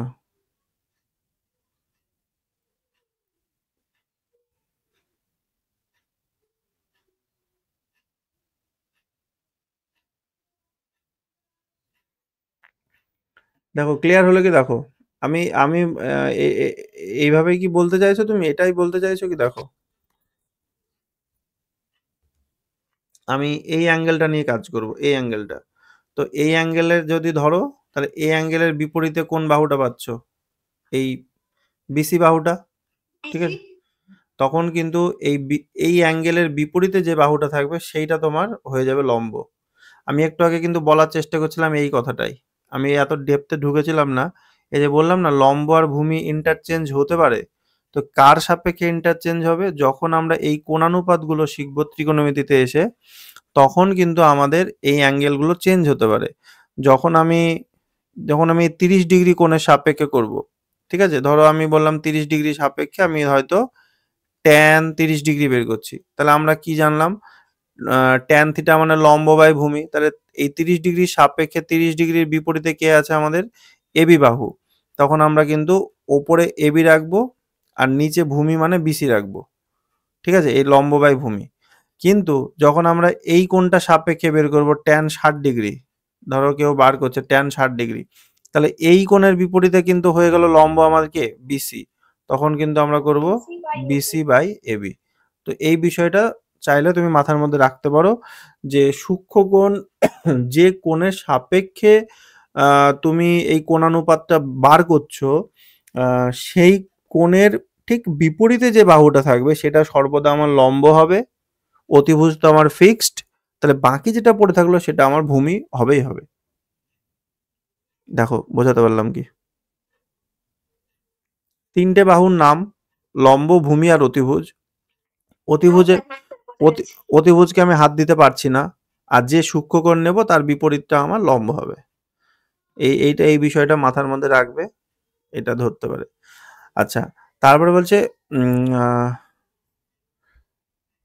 এটা হচ্ছে কনগ্রুয়েন্ট, তাই তো? কনগ্রুয়েন্ট এটা যে আহ, মানে ওখানে লেখাটা ভুল হয়ে গেছে, কপি পেস্ট তো। এখানে হয়তো সদৃশ, এই সরি সর্বসম। সর্বসম ত্রিভুজ কি? তাহলে সর্বসম যদি আমরা একদম বাংলা ল্যাঙ্গুয়েজেতে ভেঙে দিই, তাহলে আমরা যেটা পাবো, সর্বসম মানে হচ্ছে আমার একটা ত্রিভুজ আমার আছে, এই ত্রিভুজের সব কিছু আরেকটা ত্রিভুজের সঙ্গে সমান হবে। ঠিক আছে? এইটা। মানে আমার ছবিটা হয়তো ছোট বড় হতে পারে, কিন্তু এই ত্রিভুজের সঙ্গে এই ত্রিভুজটাকে আমরা তখনই সর্বসম বলবো। সর্বসম। কখন বলবো? সর্ব মানে সবকিছু, আর সম মানে সমান।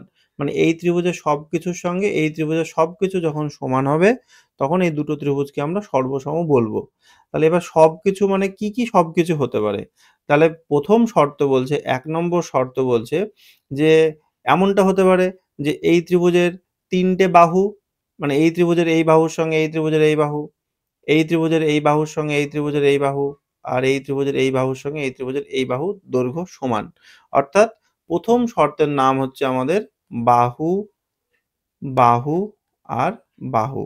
অর্থাৎ ৩ টে বাহুর দৈর্ঘ্য যদি সমান হয়, তখন দুটো ত্রিভুজ কিন্তু আমরা সর্বসম বলতে পারি। এটা ১ নম্বর শর্ত গেল। ২ নম্বর শর্ত বলল যে সবই বাহু দেওয়ার কি দরকার? দুটো বাহু দাও আর তার মাঝের একটা কোণ দিয়ে দাও। অর্থাৎ সাইড অ্যাঙ্গেল সাইড। ঠিক আছে? এটা একটা ২ নম্বর শর্ত হতে পারে। মানে ধরো এই ১ নম্বর বাহুটার সঙ্গে এর ১ নম্বর বাহু সমান, আর ৩ নম্বর বাহুর সঙ্গে ৩ নম্বর বাহু সমান। এবার দেখা যাচ্ছে এই মাথার এই কোণটার সঙ্গে এর মাথার এই কোণটা সমান। তখন তুমি বলে দিলে যে হ্যাঁ, এই ত্রিভুজটার সঙ্গে এই ত্রিভুজটা সদৃশ। তাহলে ৩ নম্বর শর্ত বলল যে না, আরেকটাও তো হতে পারে। দুটো বাহু দেবো না, দুটো অ্যাঙ্গেল দেবো।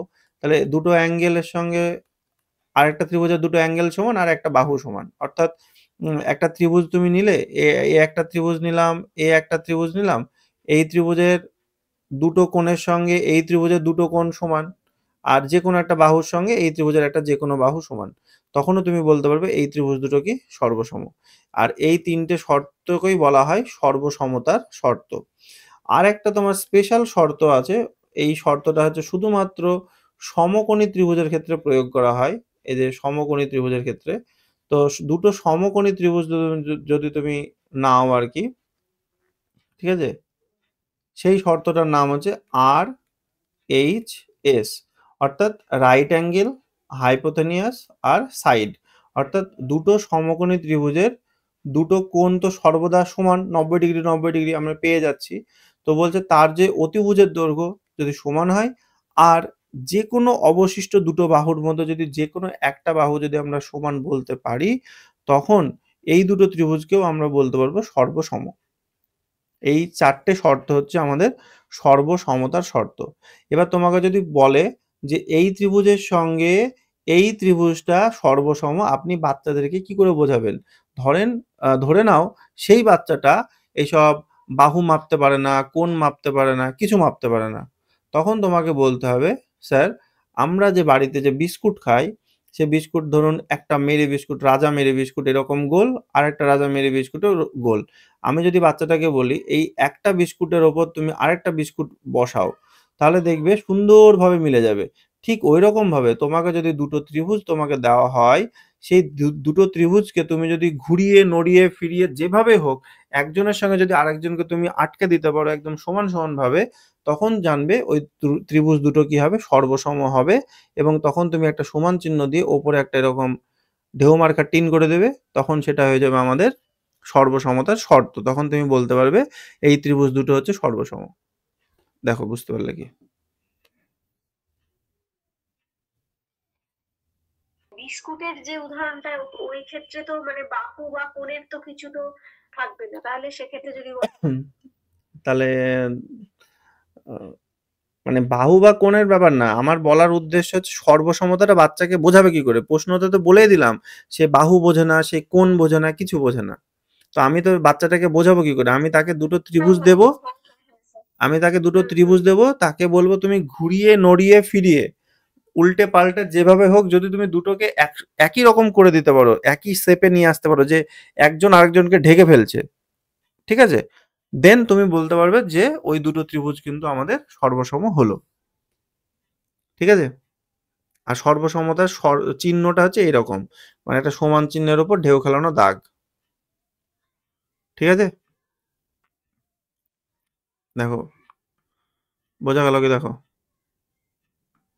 হ্যাঁ স্যার, বোঝা গেছে। নামানো যাবে না নিচে। আচ্ছা, তাহলে তাহলে এখানে যে প্রশ্নগুলো দিয়েছে দেখো সব কমন এবার তারপর থেকে। 19 নম্বর প্রশ্ন কি বলল? এসএসএস সর্বসমতা শর্ত কি? তাহলে আমরা কি পেলাম?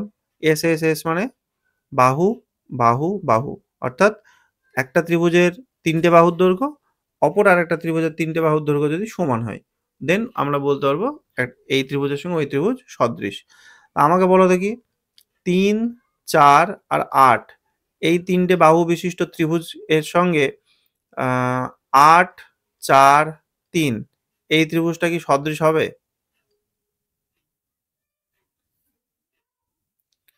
হ্যাঁ স্যার হবে। হ্যাঁ স্যার হবে। ভালো। কিন্তু এটা কিন্তু এই সে দাদাগিরির গুগলির মতন প্রশ্ন হয়ে গিয়েছে। একটু ভেবে চিন্তে উত্তর দাও। স্যার ওটাকে আমরা ঘুরিয়ে স্যার প্রথমটা 3 বলো স্যার বলো। প্রথমটা 3, 4, 8 বললেন, এটা তো স্যার ত্রিভুজ আঁকা সম্ভব হবে না। হ্যাঁ, এটা প্রথম দুটোকে যোগ করে তো এটা তো বড়টা হতে হবে। বাবুর নামগুলো ঠিক নেই। হ্যাঁ, গীতা তুমি ঝামেলা করতে পারবে না। তোমাকে গীতা বলছো তো? আরো জোরে বলতে হবে। কনফিডেন্স। বলবে না সেই তোমার সেই একটা প্রশ্ন করে যে হ্যাঁ, কিন্তু যোগ করব সবসময় চালাকি করব কিভাবে যোগটা করব আমরা সবসময় ছোট বাহু দুটো। এখানে 3 আর 4 আছে, তাহলে 3 আর 4 যোগ করে আমরা দেখে যাচ্ছি 7, 7 তো 8 এর থেকে ছোট, অতএব ত্রিভুজ সম্ভবই না। তারপর 2 নম্বর বলেছে দেখো এসএএস সদৃশতার শর্ত কি? তাহলে ওই দুটো বাহুর দৈর্ঘ্য সমান হবে আর একটা কোণ সমান হবে। তারপরে একই রকম ভাবে এএসএ যেটা বললাম ওইটা। তারপরে সমকোণী ত্রিভুজ কাকে বলে? যে ত্রিভুজের একটি কোণের মান 90 ডিগ্রি, অতএব সেই ত্রিভুজটা কিন্তু আমাদের সমকোণী ত্রিভুজ হবে। এবার খুব স্পেশাল কেস হচ্ছে যে প্রশ্নটা আমাদের করা হয়েছিল সমকোণী সমদ্বিবাহু, সেটা আলাদা। কিন্তু সমকোণী ত্রিভুজ হতে গেলে আমরা বলবো যে স্যার যে ত্রিভুজের একটি কোণ অন্তত একটি কোণের মান 90 ডিগ্রি, অতএব সেই ত্রিভুজটাকে আমরা সমকোণী ত্রিভুজ বলবো। সমদ্বিবাহু ত্রিভুজ কি? তার যে ত্রিভুজের যে কোনো দুটো বাহুর দৈর্ঘ্য সমান হবে। এটা সমবাহু। আচ্ছা, 3 টে বাহুর দৈর্ঘ্য সমান সমবাহু। সমদ্বিবাহু যে কোনো দুটো বাহুর দৈর্ঘ্য সমান। বিষমবাহু একটারও সমান হবে না। আচ্ছা, ত্রিভুজের কেন্দ্রক কি? মানে সেন্ট্রয়েড। সেন্ট্রয়েড মানে কি বলছে বলো তো? ত্রিভুজের মিডিয়ানগুলোর হ্যাঁ, হ্যাঁ, হ্যাঁ, হ্যাঁ। একদম। মানে একটা ত্রিভুজের 3 টে মধ্যমা থাকতে পারে, ঠিক আছে? একটা ত্রিভুজের সর্বোচ্চ 3 টে মধ্যমা থাকতে পারে। মধ্যমা কি? মানে একটা ত্রিভুজের শীর্ষবিন্দু থেকে বিপরীত বাহুর মধ্যবিন্দুর সংযোজক সরল রেখাংশ। তাহলে এটা আমাদের একটা মধ্যমা পেলাম। এইখান থেকে যদি আমরা টানি এটা একটা মধ্যমা পেলাম। আর এখান থেকে যদি টানি আমরা এখান থেকে একটা সিএফ মধ্যমা পেলাম। এই 3 টে মধ্যমা আমরা দেখা যাচ্ছে জি বিন্দুতে ছেদ করলো। মাথার মধ্যে রাখবে এগুলো কিন্তু মধ্যমা, হ্যাঁ? 3 টেই কিন্তু আমাদের মধ্যমা। তাহলে এই মধ্যমা 3 টে যে বিন্দুতে ছেদ করলো, তখন তুমি বলতে পারবে এই বিন্দুটি হলো এই এবিসি ত্রিভুজের ভরকেন্দ্র। আর আরো একটা জিনিস মাথার মধ্যে রাখবে, এই যে মধ্যমাটা আমাদের ছেদ করেছে, এই মধ্যমাটা কিন্তু দেখো এখান থেকে যদি এইটুকু দৈর্ঘ্য নাও, অর্থাৎ এজির দৈর্ঘ্য নাও, আর জি থেকে যদি তুমি ডি এর দৈর্ঘ্য নাও, ঠিক আছে? তাহলে তুমি এখান থেকে পাবে যে এজির মাপটা যা হবে, হ্যাঁ, 2 ইন্টু জিডি। অর্থাৎ এদের অনুপাতটা হবে 2:1। এজি বাই জিডি যদি করো কেউ, তাহলে কিন্তু আমরা পাবো 2:1। মানে ওপরেরটা 2 আর নিচেরটা 1। ঠিক আছে? এবার এখান থেকেও একটা মজা আছে। মজাটা হচ্ছে এই ওপরেরটাকে নিয়ে যদি কেউ বৃত্ত বানায়, পরিবৃত্ত, আর ভেতরের এইটুকু নিয়ে যদি কেউ বৃত্ত বানায়, তাহলে আমাদের পাবো কি? অন্তবৃত্ত। এটা পরে আসবে, কিন্তু তখন মানে মধ্যমা থেকে কিন্তু ওটা বলা যাবে না। কিন্তু আমি বলতে চাইছি মোটামুটি এই ব্যাপারটাই ওখানে তৈরি হয়। কিন্তু সেই দুটোরও নাম আছে আলাদা, আলাদা। সেটা পরের প্রশ্নতে তোমার আছে। কিন্তু ব্যাপারটা এরকমই হবে, আমি দেখাচ্ছি। তারপরের প্রশ্নটা দেখো, তাহলে বুঝতে পারবে। কিন্তু মধ্যমা থেকে ভেবো না যে ওরকম হবে, হ্যাঁ? মধ্যমাটা এমনি জাস্ট বোঝানোর চেষ্টা করলাম। এই যে এখানে, এই যে এইটা। একটা হচ্ছে লম্ব কেন্দ্র, ঠিক আছে? এটা হচ্ছে অর্থ সেন্টার, সারকাম সেন্টার, আর এটা ইন সেন্টার। মানে এটা অন্তকেন্দ্র, আর এটা হচ্ছে পরিকেন্দ্র হবে, ঠিক আছে? এইটা। আর এটা হচ্ছে লম্ব বিন্দু। তো আমি আগে এইটা আর এইটা বলে দিই, তাহলে আর একটু ক্লিয়ার হবে ব্যাপারটা। এই ৩টে বাহুর যদি আমরা লম্ব সমদ্বিখণ্ডক, মানে কি বলতো, এই যে এই বিসি বাহুটা আছে না, এই বিসি বাহুটার যদি আমরা লম্ব সমদ্বিখণ্ডক অঙ্কন করি, মানে এরকম, মানে সমান ২ ভাগে ভাগ হবে বিসি বাহুটা, এরকম দুটো ভাগে। আবার যদি এই যে এসি বাহুটা আছে, এসি বাহুটাকেও যদি সমান দুটো ভাগে ভাগ করতে পারি, এরকম যদি কোনো লম্ব সমদ্বিখণ্ডক আঁকতে পারি, এবং এই এবি বাহুটারও যদি ৩টে লম্ব সমদ্বিখণ্ডক আঁকতে পারি, তাহলে সেই লম্ব সমদ্বিখণ্ডক ৩টে একটা নির্দিষ্ট বিন্দুতে ছেদ করবে, আর সেই বিন্দুটাই হবে কিন্তু আমাদের পরিকেন্দ্র। বুঝতে পারলাম? মানে পরিকেন্দ্র আঁকার নিয়মটাই হচ্ছে এরকম, যে এরকম একটা ধরো ত্রিভুজ দিল তোমাকে, বলল এর পরিকেন্দ্র অঙ্কন করো। তাহলে আমরা কি করি, এই বৃত্তচাপ নিয়ে নিলাম, এটাকে ভাগ করার জন্য এরকম ভাবে টেনে দিলাম, এই একটা হয়ে গেল।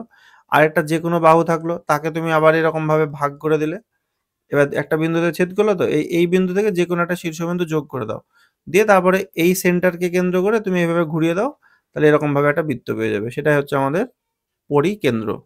অর্থাৎ পরিকেন্দ্র আঁকার জন্য কি করতে হচ্ছে, আর কিছুই না, বাহুর লম্ব সমদ্বিখণ্ডক, ৩টে বাহুর লম্ব সমদ্বিখণ্ডক ৩টি সমবিন্দু, লম্ব সমদ্বিখণ্ডক মাথার মধ্যে রাখতে হবে, কিন্তু শুধু লম্ব না, ৩টি বাহুর লম্ব প্লাস হচ্ছে সমদ্বিখণ্ডক, মানে সমান দুটি ভাগে ভাগ করবে, সমদ্বিখণ্ডক।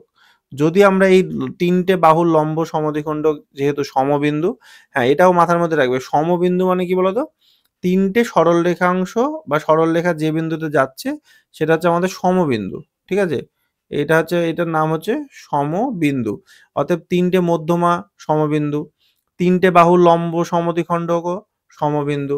এর পরেরটা শিখবো আমরা, ৩টে কোণের অন্তঃসমদ্বিখণ্ডকও সমবিন্দু, মানে এ একটা কোণ, এ একটা কোণ, এ একটা কোণ, ঠিক আছে? এই কোণের তুমি যদি অন্তঃসমদ্বিখণ্ডক, মানে কোণটাকে যদি দুটো ভাগে ভাগ করো, ধরো এই পুরো কোণটা ৬০ ডিগ্রি ছিল, এটাকে ৩০, এটাকে ৩০ ভেঙে দিলে, বা এই পুরো কোণটা দেখা যায় ৮০ ডিগ্রি ছিল, এইভাবে তুমি যদি ভেঙে দিতে পারো, এদিকে ৪০, এদিকে ৪০, তো বলছে এরকম ভাবে যদি আমরা ৩টে কোণকে এভাবে সমান দুটো খণ্ডে খণ্ডে ভাগ করি, তাহলে দেখবো এই ৩টে কোণের সমদ্বিখণ্ডকও একটা বিন্দুতে যাবে বা সমবিন্দু হবে, এবং এই সমবিন্দুকে কেন্দ্র করে যদি আমি যে কোনো বাহুর উপর একটা লম্ব টানি, ঠিক আছে, লম্ব দূরত্ব যদি নিই, সেই দূরত্বটাকে নিয়ে যদি আমি একটা বৃত্ত তৈরি করি, তাহলে যে বৃত্তটা পাবো সেটা হচ্ছে আমাদের অন্তর্বৃত্ত।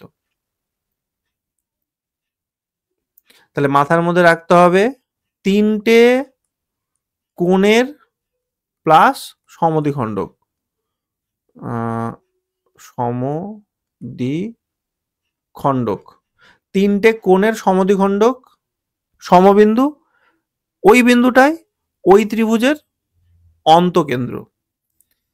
একটা ত্রিভুজের ৩টে বাহু, প্রতিটি বাহুর লম্ব সমদ্বিখণ্ডক সমবিন্দু, ওই বিন্দুটাই পরিকেন্দ্র।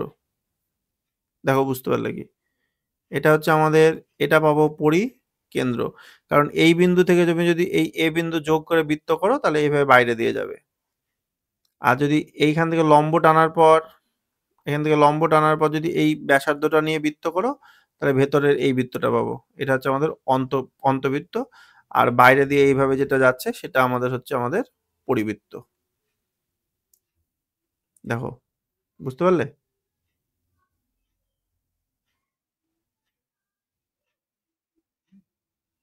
হ্যাঁ স্যার। স্যার ওই যে লম্ব সমদ্বিখণ্ডকের জন্য যে বৃত্তচাপটা নিয়ে আমরা আঁকি, তো সেই বৃত্তচাপটা কি ওই যে বাহুটার হচ্ছে সেই বাহুর সমান হয় না তার অর্ধেক হয়? অর্ধেকের একটু বেশি মাপের বৃত্তচাপ। হ্যাঁ অর্ধেকের একটু বেশি নিই, তাই তো? হুম। অনেকটা তালগোল পাকিয়ে যায় না জানো, সেইটা আমি ক্লিয়ার করার জন্য এই দুটোকে আগে বলে দিলাম, ঠিক আছে? সেটা হচ্ছে এই পরিকেন্দ্র যেটা দেখলাম, পরিকেন্দ্রটা কিন্তু আমি বারবার বলার চেষ্টা করলাম, এটা কিন্তু আমাদের ত্রিভুজের কি হবে, ত্রিভুজের লম্ব সমদ্বিখণ্ডক। হ্যাঁ লম্ব সমদ্বিখণ্ডক, বিপরীত বাহুর লম্ব সমদ্বিখণ্ডক ৩টি সমবিন্দু। অর্থাৎ আমাদের এই যে বাহুটা আছে তার মধ্যবিন্দুতেই যেতে হবে। আর এবার যেটা বলবে অর্থ সেন্টার, যেটা বলছে লম্ব বিন্দু যেটা, ঠিক আছে, বা এটাকে আমাদের আরেকটা পাদ বিন্দুও বলা হয়। তো এটা কেন বলা হচ্ছে, এই তো পেডাল ট্রায়াঙ্গেল তৈরি করে এখানে, এই এই যে শীর্ষবিন্দু আছে আমাদের এ বি সি। এই লম্ব বিন্দু কেন বলে দেখো, বলছে একটা ত্রিভুজের শীর্ষবিন্দু থেকে বিপরীত বাহুর ওপর লম্ব অঙ্কন করলাম। এখানে কিন্তু কখনোই বললো না যে লম্ব সমদ্বিখণ্ডক অঙ্কন করলাম, শুধু বললো লম্ব অঙ্কন করলাম।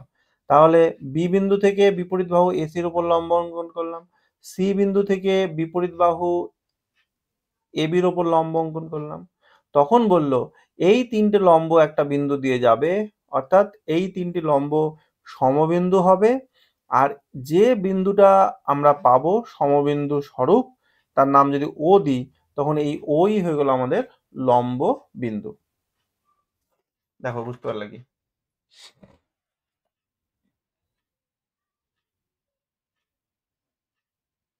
বুঝতে পারলে? হ্যাঁ, বলো বলো, প্রশ্ন করো।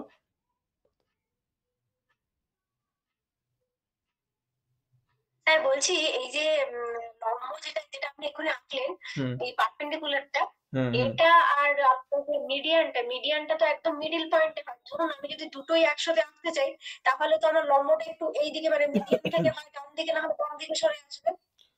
যদি ত্রিভুজটা সমবাহু ত্রিভুজ হয় তাহলে দুটোই সমান হবে, একটা আঁকলেই হয়ে যাবে, যেটা মধ্যমা সেটাই আমাদের লম্ব। আর তুমি তো লম্ব আঁকবে তুমি একদম যেভাবে তোমার 90 ডিগ্রি কোণ আঁকতে হয় সেভাবে। তো সেখানে তো তোমার যদি লম্ব আর তোমার হচ্ছে লম্ব সমদ্বিখণ্ডক একই জায়গায়, যে কোনো ত্রিভুজের ক্ষেত্রে যে সমান জায়গাতে থাকবে তার কোনো মানে নেই, আলাদা জায়গাতেও থাকতে পারে। যেমন তুমি যদি এটা সূক্ষ্মকোণী ত্রিভুজ নাও, সূক্ষ্মকোণী ত্রিভুজের ক্ষেত্রে এই যে লম্ব বিন্দুটা এটা কিন্তু ভেতরে ভেতরে তৈরি হবে। এই যে তুমি লম্ব বিন্দুটা নিয়েছো, এটা এটা আমি সূক্ষ্মকোণী ত্রিভুজ নিয়েছি তাই ভেতরে তৈরি হয়েছে। যদি আমি এটা ত্রিভুজটা যদি আমি এরকম ত্রিভুজ নিতাম, এরকম টাইপের ত্রিভুজ নিতাম, এবার তুমি ভাবো না যে এই বিন্দু থেকে তুমি বিপরীত বাহুর উপর লম্ব অঙ্কন করছো, এই বাহুটার উপর তুমি একটা এরকম ভাবে লম্ব অঙ্কন করছো, আবার এই বাহুটার ক্ষেত্রে লম্ব অঙ্কন করছো, তাহলে দেখো এই এই যে লম্ব বিন্দুটা দেখো ত্রিভুজের বাইরে চলে গেল। বুঝতে পেরেছো? আবার যদি তুমি এটা এরকম যদি একটা দেখা যাচ্ছে না, এবার দেখা যাচ্ছে এই যে এই যে এইটা এই যে এইটা হচ্ছে আমাদের দেখো স্থূলকোণী ত্রিভুজের ক্ষেত্রে বাউন্ডারি বাইরে চলে গেল, সূক্ষ্মকোণী ত্রিভুজের ক্ষেত্রে বাউন্ডারি ভেতরে হলো। আবার যদি তুমি এটা সমকোণী ত্রিভুজ নিতে, তাহলে সমকৌণিক বিন্দুতে তোমার তৈরি হতো। ঠিক আছে, এগুলো ত্রিভুজ ভেদে পরিবর্তন হয়। এইবারে আরেকটা জিনিস এখান থেকে আহ, চাইলে মনে রাখতে পারো, ধরো এই যে এবিসি ত্রিভুজটা তৈরি হয়েছে তার তো তিনটে তুমি লম্ব টেনেছিলে, সেই লম্বগুলো ধরো তুমি ধরে নাও এটা ডি বিন্দুতে, এটা ই বিন্দুতে, আর এটা ধরো এফ বিন্দুতে ধরো ছেদ করলো। ছেদ করার পর এবার তুমি কি করছো, তুমি এবার একটু এই বিন্দুগুলোকে যোগ করে দিচ্ছ, ই থেকে এফ, ডি থেকে এফ, ই, আর ডি থেকে ই, দিয়ে দেখো এখানে একটা নতুন একটা ত্রিভুজ তৈরি হচ্ছে, এই যে এরকম একটা ত্রিভুজ তৈরি হচ্ছে, দেখতে পাচ্ছ? এই যে ত্রিভুজটা তৈরি হলো ডিইএফ, তখন এই ত্রিভুজটার নামই হচ্ছে আমাদের পেডাল ট্রায়াঙ্গেল, বা আমাদের বলা হচ্ছে পাদ ত্রিভুজ।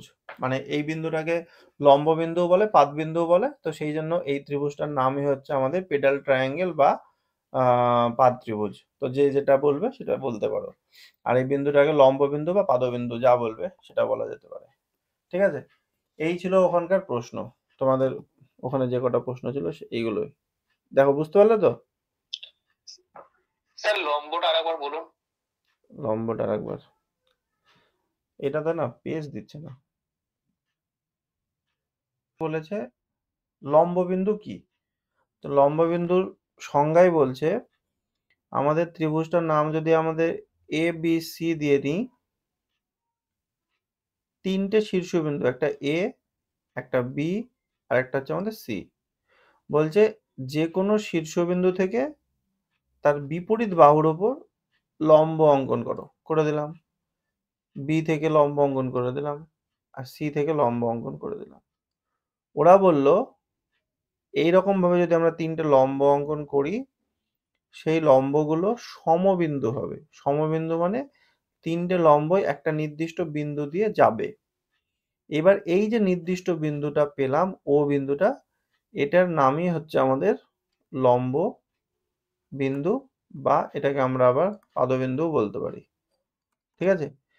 আর যে বিন্দুতে টাচ করলো, যে দেখো সরলরেখাটাকে তো একটা বিন্দুতে গিয়ে টাচ করেছে, তো আমরা যদি সেই জায়গাটা যোগ করে দিতে পারি, এই যে এইটাকে যদি ৩ টাকে যোগ করে দিতে পারি, তাহলে এখানে একটা ত্রিভুজ উৎপন্ন হচ্ছে ছোট্ট করে। এই ত্রিভুজটার নামই হচ্ছে পেডাল ট্রায়াঙ্গেল, বা ওই আম পেডাল ট্রায়াঙ্গেল বলছে। বুঝতে পারলে?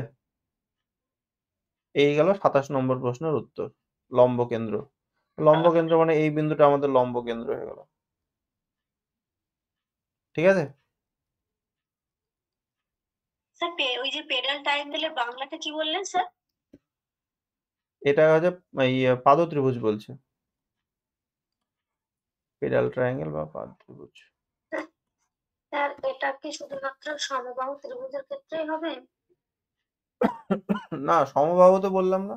যেকোনো ত্রিভুজের ক্ষেত্রে হতে পারে। সূক্ষ্মকোণী হতে পারে, সমকোণী হতে পারে, স্থূলকোণী হতে পারে। ৩ টে ত্রিভুজের ক্ষেত্রেই এটা সম্ভব। যদি আমাদের সূক্ষ্মকোণী ত্রিভুজ হয়, তার এই লম্ব বিন্দু যেটা, সেটা এটা যতই একটা সূক্ষ্মকোণী ত্রিভুজের ক্ষেত্রে মোটামুটি দেখালাম, তাই ভেতরে হলো। যদি তুমি এরকম ভাবে স্থূলকোণী নিতে, তাহলে তোমার লম্ব বিন্দুটাই হয়তো এরকম বাইরের দিকে চলে যেত।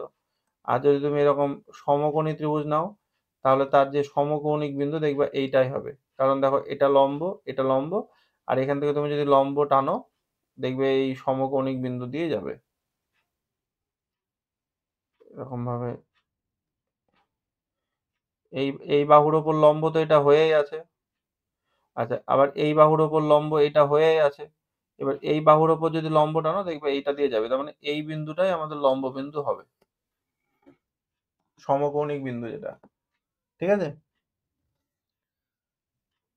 স্যার একটা ওই ফর্মুলা আছে, ওটা আমি মনে করতে পারছি না, ওটা ইন সেন্টারের না সার্কাম সেন্টারে, ওই যে একটা ওই বা মানে এ কোণটা যদি থাকে, তার ভেতরে যদি একটা ওই বিন্দুতে ও কোণ তৈরি হয়, ওই যে 90+a/2, বা আরেকটা বাইরে হলে 180 - a/2। ওটা কোথাও একটা পড়েছিলাম, ইন সেন্টার বা সার্কাম সেন্টার। ওটা একটু যদি বলে দেন। বুঝতে পারলাম না প্রশ্নটা আমি। মানে কোন দিয়ে? হ্যাঁ স্যার, ওই যে মানে বোধহয় সেন্টার বা হ্যাঁ হ্যাঁ, ওই যেগুলো ওই পারপেন্ডিকুলার বাইসেক্টর দিয়ে যেটা তৈরি হচ্ছে, মানে সার্কাম সেন্টারের ক্ষেত্রে ওই ধরুন এবিসি এর মধ্যে এ কোণের ওই যে কেন্দ্রবিন্দুতে যেটা তৈরি হচ্ছে, ধরুন একটা ও কোণ তৈরি হচ্ছে, তাহলে এ কোণটা হয়তো দেওয়া আছে যে বিএসি যদি হয়তো 100 বা এরকম কোনো একটা কোণ দেওয়া আছে, তাহলে ওই মাঝখানের যে কোণটা যেটা এওসি তৈরি হলো, ওইটা কত হবে? ওইটা একটা কি ফর্মুলা ছিল, ওই 90+a/2 বা ওইরকম, বা 90 - a/2, আমি ঠিক মনে করতে পারছি না ওইটা। হ্যাঁ হ্যাঁ, ওটাই ছিল। 90 প্লাস একটা আছে, আর একটা 90 - a/2। বর্তমান ভেতরের শিক্ষা আছে, একটা ব্যবস্থার সঙ্গে, বাইরের। বর্তমান শিক্ষা ব্যবস্থার সঙ্গে আগেকার শিক্ষা ব্যবস্থার একটা পার্থক্য বলো।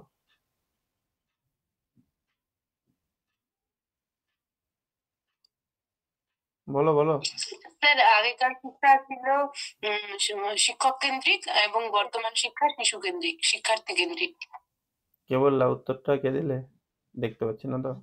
স্যার আমি তানিয়া। তানিয়া। গলা বসে গেছে নাকি বুঝতে পারছি না। ঠিক আছে। আচ্ছা, আগেকার শিক্ষা ব্যবস্থা ছিল মুখস্থ কেন্দ্রিক, আর এখনকার শিক্ষা ব্যবস্থা হচ্ছে হাতে কলমে শিক্ষা। ঠিক আছে? তো আমরা মুখস্থ বিদ্যা ত্যাগ করছি, হাতে একদম। হাতে কলমে চেষ্টা করি একটু। ও যেটা বলতে চাইছে, দেখা যাচ্ছে এই কোণটার দেওয়া আছে। ঠিক আছে? আমার যেটা মনে হচ্ছে ও হয়তো এটাই বলতে চাইছে যে হ্যাঁ পরিকেন্দ্র। স্যার, আমি এইটাই বলতে হ্যাঁ, চাইছিলাম, এইটাই। হ্যাঁ, দেখেছো আমি হাত দেখতে পারি। এটা হচ্ছে পরিকেন্দ্র, হ্যাঁ? পরিকেন্দ্র, অন্তঃকেন্দ্রের ওই ব্যাপারটা। মানে এইটা হচ্ছে আমাদের এবিসি ত্রিভুজ, তার এটা হচ্ছে তার পরিবৃত্ত, তাহলে এই ওটা হচ্ছে আমার পরিকেন্দ্র।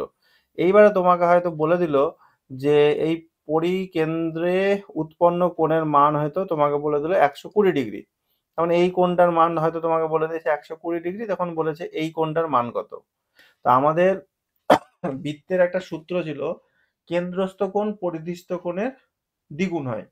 তার মানে এই যে বৃত্তচাপ, হ্যাঁ, এই যে বিসি বৃত্তচাপটা আছে, সেই বৃত্তচাপের সাপেক্ষে তো এটা তার কেন্দ্রে উৎপন্ন কোণ, কেন্দ্রস্থ কোণ, আর এটা তার পরিধিতে উৎপন্ন কোণ, পরিধিস্থ কোণ। তা আমরা বলতেই পারি যে এই বিএসি এই কোণটার মান কিন্তু হাফ অফ কোণ বিওসি হবে, অর্থাৎ হাফ ইন্টু আমাদের 120, তার মানে কত ডিগ্রি আমাদের 60 ডিগ্রি। এইভাবে করা যেতে পারে, ঠিক আছে। এবার যদি ত্রিভুজ না থাকতো, ত্রিভুজ বলছি, বৃত্ত যদি না থাকতো, বৃত্ত যদি না থাকতো তাহলে বা তুমি কি করে সম্পর্কটা আনবে? হ্যাঁ, বৃত্ত যদি না থাকে তোমাকে তো বৃত্ত বৃত্ত তো আমাকে হয়ে যাবে পরিবৃত্ত পরিকেন্দ্র, তবে না আমার ব্যাপারটা আসবে। আর এই বৃত্তের ক্ষেত্রে আমার সুবিধা, এই যে এই বাহুটার সঙ্গে এই বাহুটা আমার সমান। হ্যাঁ, বৃত্ত যদি না আসে তাহলে তোমাকে, দাঁড়াও, তুমি বলতে চাইছো বৃত্ত নেবে না। ও, বৃত্ত নেবে না, আমি নিচ্ছি এবার, মুছে দিই এটা। তুমি বলতে চাইছো এরকম কোণ আমার বলা আছে এ বি সি, এই কোণটা আমাদের কত বলা আছে 120, তাই বলছো তো?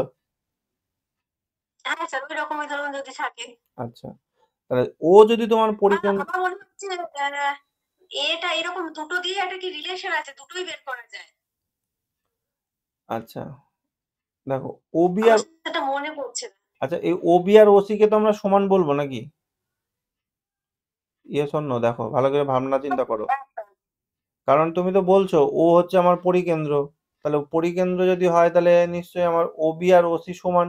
এই কোণটা তোমার 120 বলা আছে, হ্যাঁ, হ্যাঁ, তাহলে হ্যাঁ, তুমি এই হুম। কোণটা আর এই কোণটা, এই দুটো কোণের সমষ্টি পেয়ে যাবে। দেখো দেখো এইটা যদি 120 হয় তাহলে তুমি ওখানে বলতেই পারবে যে ওবিসি কোণ প্লাস কোণ ও সিবি, এই দুটো কোণের যোগফল কিন্তু দাঁড়াচ্ছে তোমার 60 ডিগ্রি। দেখো বলতে পারবো কি?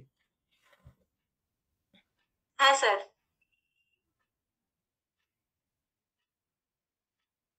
আচ্ছা, এবার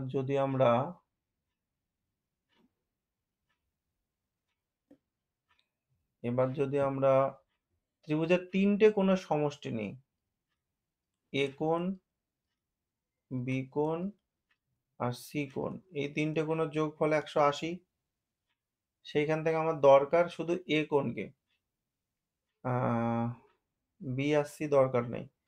তাহলে একটা জিনিস কি বলতো, এখান থেকে আরেকটা জিনিস তুমি প্রমাণ করতে পারবে, যে হাফ দিয়েও, এটাকে হাফ দিয়েও গুণ করতে পারো, মানে এরকম ভাবে হাফ অফ এ কোণ, হাফ অফ বি কোণ আর হাফ অফ সি কোণ সমান 90 ডিগ্রি, মানে হাফ দিয়ে গুণ করে দিলাম।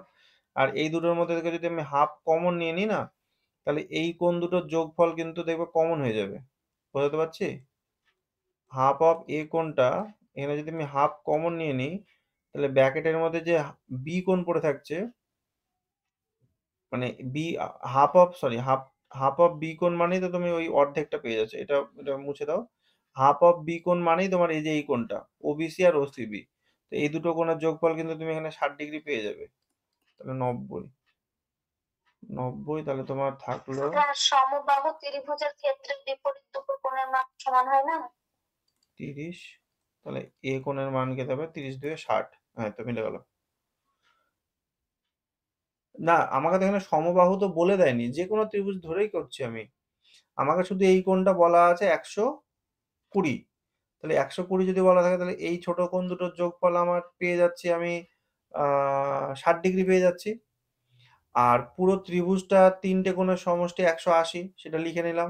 কিন্তু স্যার ওবি সমান ওসি হচ্ছে যে, তাহলে তো সমবাহু ত্রিভুজে তো হচ্ছে সমদ্বিবাহু হচ্ছে না, আমি বলছি যে এই যে কোণটা থাকছে না, এই কোণটা টানছি আমরা, এটা তো ব্যাসার্ধ, এ কিন্তু এই দুটো কোণে ভাগ করছে, সমান ভাগে ভাগ হবে। বুঝতে পেরেছো? এই সমান ভাগে ভাগ হবে। এবার এটা সমান ভাগে ভাগ প্রমাণ করতে গেলে তোমাকে আবার এখান থেকে এটা যোগ করতে হবে। এই যে ওসি, ওই এ ওর যোগ করতে হবে। যখনই তুমি এ ও যোগ করবে তখন কি পেয়ে যাচ্ছে দেখো, এ ও, ও বি, ও সি সব ব্যাসার্ধ হয়ে যাচ্ছে। তা যখনই তোমার এই কোণের সঙ্গে এই বাহুর সঙ্গে এই বাহু সমান, এই বাহুর সঙ্গে এই বাহু সমান, অটোমেটিক দেখো এই কোণটার সঙ্গে এই কোণ সমান হচ্ছে, আবার এই কোণের সঙ্গে এই কোণ সমান হচ্ছে, দিয়ে অটোমেটিক এই দুটো কোণ দেখবে সমান প্রমাণ করা যাবে। ঠিক আছে? তো সেইখান থেকে দেখবে এই দেখো এ সমান সমান 60 ডিগ্রি পেলাম। তো সেজন্য বৃত্ত দিয়ে যদি করি তাহলে আমাদের সবচেয়ে সহজ অন্তর এই পরিকেন আহ, আমরা সহজে কিন্তু ওই ইয়েটা দিয়ে বলতে পারবো যে ত্রিভুজের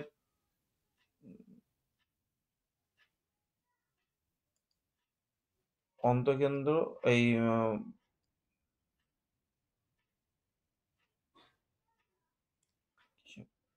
আমরা যদি বৃত্ত দিয়ে করি তাহলে আমরা খুব সহজে বলতে পারবো। বুঝতে পারলে? তিতলি প্রশ্নটা করছিলে নাকি? হ্যাঁ স্যার, হ্যাঁ স্যার। দেখো দেখো বোঝা গেল কি? যদি বৃত্ত ঠিক দিয়ে আছে। করো সবচেয়ে সহজে হবে। আর যদি ত্রিভুজ দিয়ে করতে বলো তাহলে এরকম একটু লেন্দি হবে। আচ্ছা আচ্ছা, মানে যদি জিজ্ঞাসা করেন এই ধরনের একটা, ওটা তো জানি যে কেন্দ্রে যেটা উৎপন্ন হয় মানে সেটা দ্বিগুণ হয় পরিধিতে যে কোনটা থাকে, ওটা তো করা সম্ভব। আরেকটা এরকম কিছু ছিল, ওই জন্যই আমি জিজ্ঞাসা করলাম। ঠিক আছে, বুঝতে আচ্ছা, পেরেছি। এবার চতুর্ভুজের প্রশ্ন। যে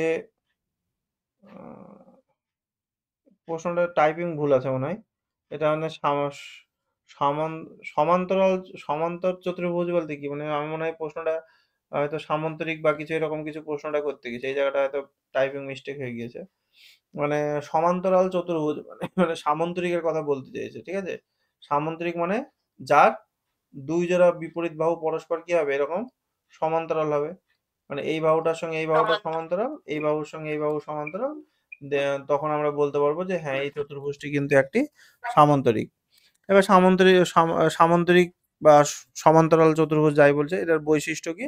তাহলে বৈশিষ্ট্য হচ্ছে এর সামান্তরিকের যা বৈশিষ্ট্য, বিপরীত বাহুগুলো সমান্তরাল হয়, বিপরীত বাহুগুলো সমান হয়, বিপরীত কোণগুলো সমান হয়, বিপরীত কোণগুলো।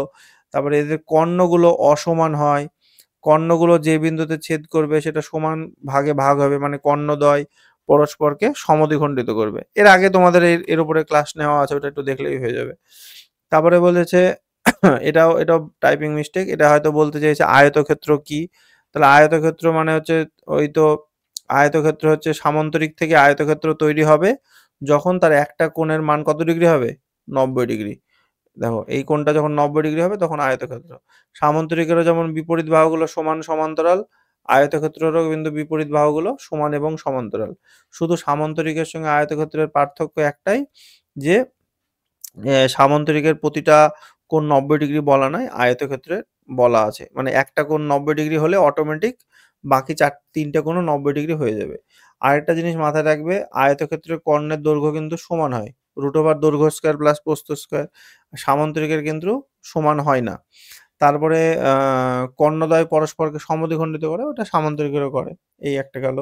আচ্ছা, স সমচতুষ্ক, জানি না এটা সমচতুষ্ক বলে কি? এমনি রম্বস, আমরা রম্বস বলে ডাকি।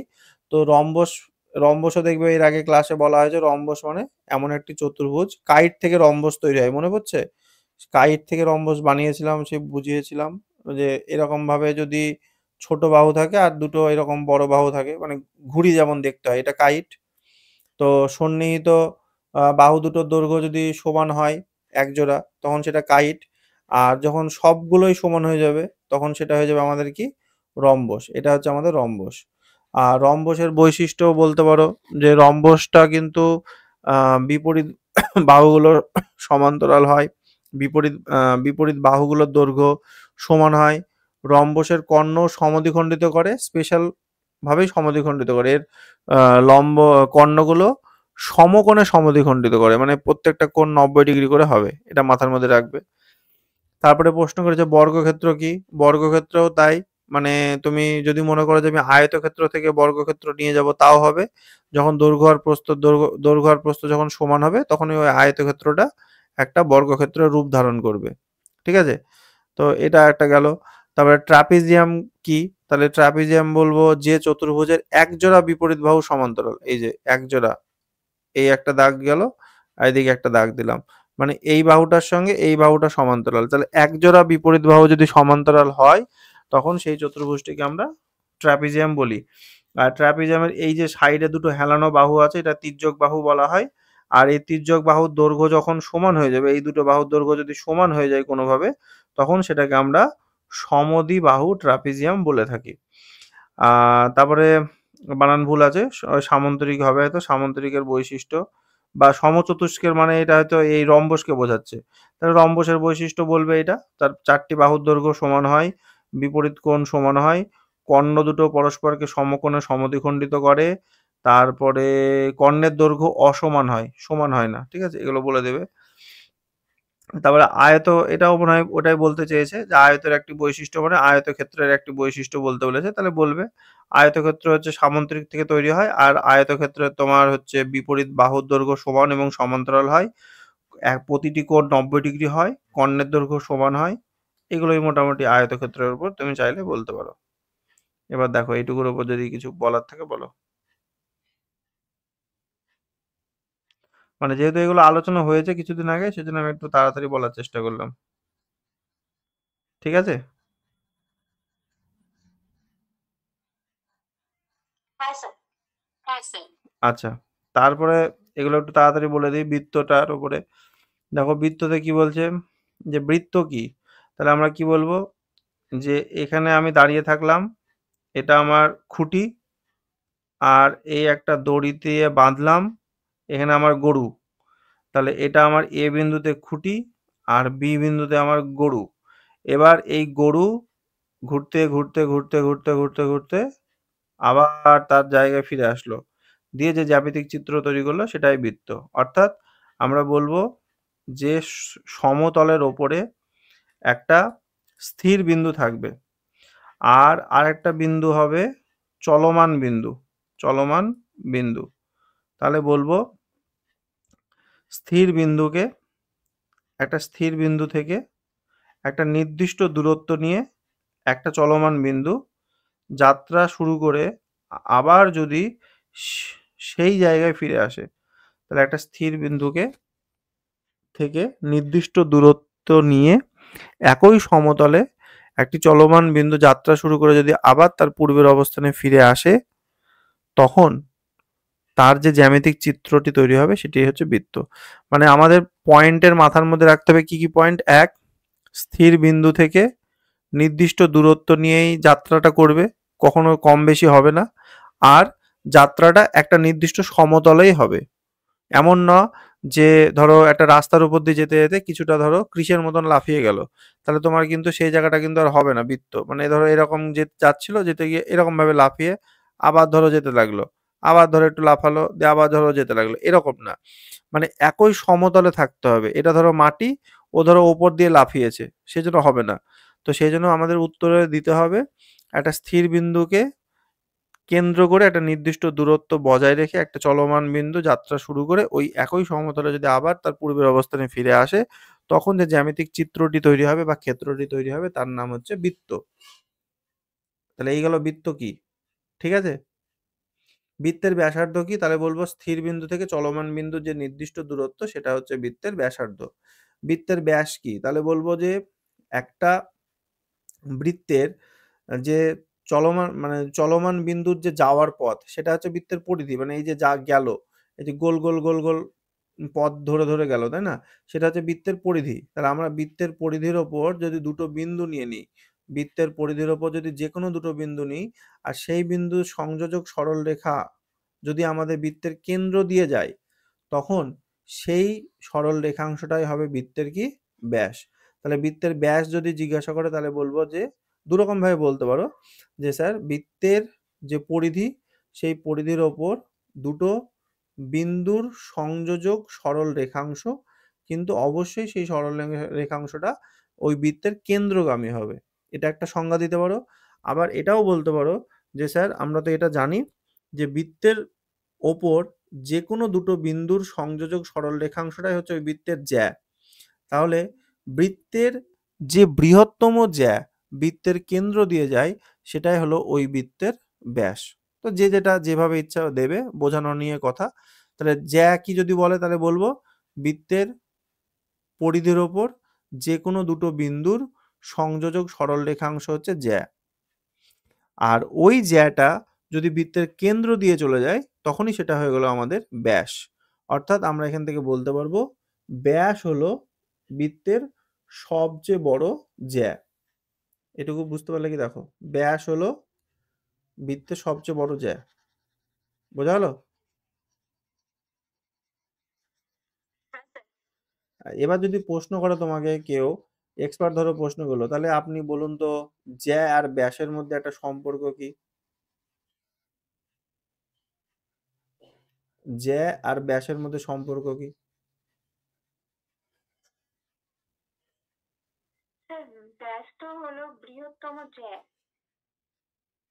হুম স্যার সব জ্যাই ব্যাস নয়। সব জ্যা ব্যাস না, হ্যাঁ হবে, কিন্তু সব ব্যাস জ্যা, উল্টোটা সত্য তো। সব ব্যাস জ্যা। হ্যাঁ, মানে ব্যাস জ্যা মানে তো আমাদের একদম এই দুটো পরিধির ওপর দুটো বিন্দুর যোগফল হলে জ্যা হয়ে যাচ্ছে, আর ব্যাসটাও জ্যা, তাহলে আমরা বলতে পারবো জ্যা মানে সেটা ব্যাস, জ্যা মানে সেটা আমাদের ব্যাস হতেও পারে আবার না হতেও পারে, কিন্তু ব্যাস মানে সেটা কিন্তু জ্যা হবেই হবে। বোঝাতে পারলাম? মানে ধরো এই আমাদের যদি একটা বৃত্ত হয় আর বৃত্তের উপর দুটো বিন্দু নিয়ে যদি আমি যোগ করি তাহলে এটাকে আমি জ্যা বললাম, কিন্তু দেখো এটা ব্যাস না। কিন্তু আরো একটা যদি জ্যা আমি টানি এবং সেটা যদি বৃত্তের কেন্দ্র দিয়ে যায়, তখন বলবো যে হ্যাঁ এটা আমাদের বৃত্তের ব্যাস। তার মানে কি ব্যাস, যে যে ব্যাস সে কিন্তু আবার জ্যা হচ্ছে, কিন্তু যে জ্যা সে কিন্তু ব্যাস হচ্ছে না। তাহলে আমরা কি কনক্লুশন কি টানবো? যে সমস্ত জ্যা ব্যাস নয়, কিন্তু সকল ব্যাস হচ্ছে কি আমাদের জ্যা। দেখো ঠিক আছে কি? ওরে যা, এটা মুছে গেল। এটা এটা বোঝা গেল?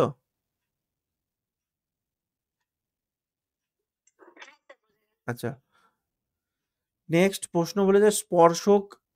স্পর্শক কি? স্পর্শক মানে হচ্ছে মাথার মধ্যে রাখবে, জাস্ট স্পর্শ করে চলে যাবে। এবার কিভাবে স্পর্শ করবে? বৃত্তের ওপর একটা স্পর্শক মানে হচ্ছে বৃত্তটাকে, এটা এটা কি স্পর্শক হলো? এটা কি স্পর্শক না হলো? স্যার। আমি ছবিটা আঁকতে পারিনি। আর এইটা দেখো স্পর্শক হলো, মানে এখানে বৃত্তটাকে স্পর্শই করেনি, আর এখানে বৃত্তটাকে তোমাকে ধরে নিতে হবে একটা বিন্দুতে স্পর্শ করেছে।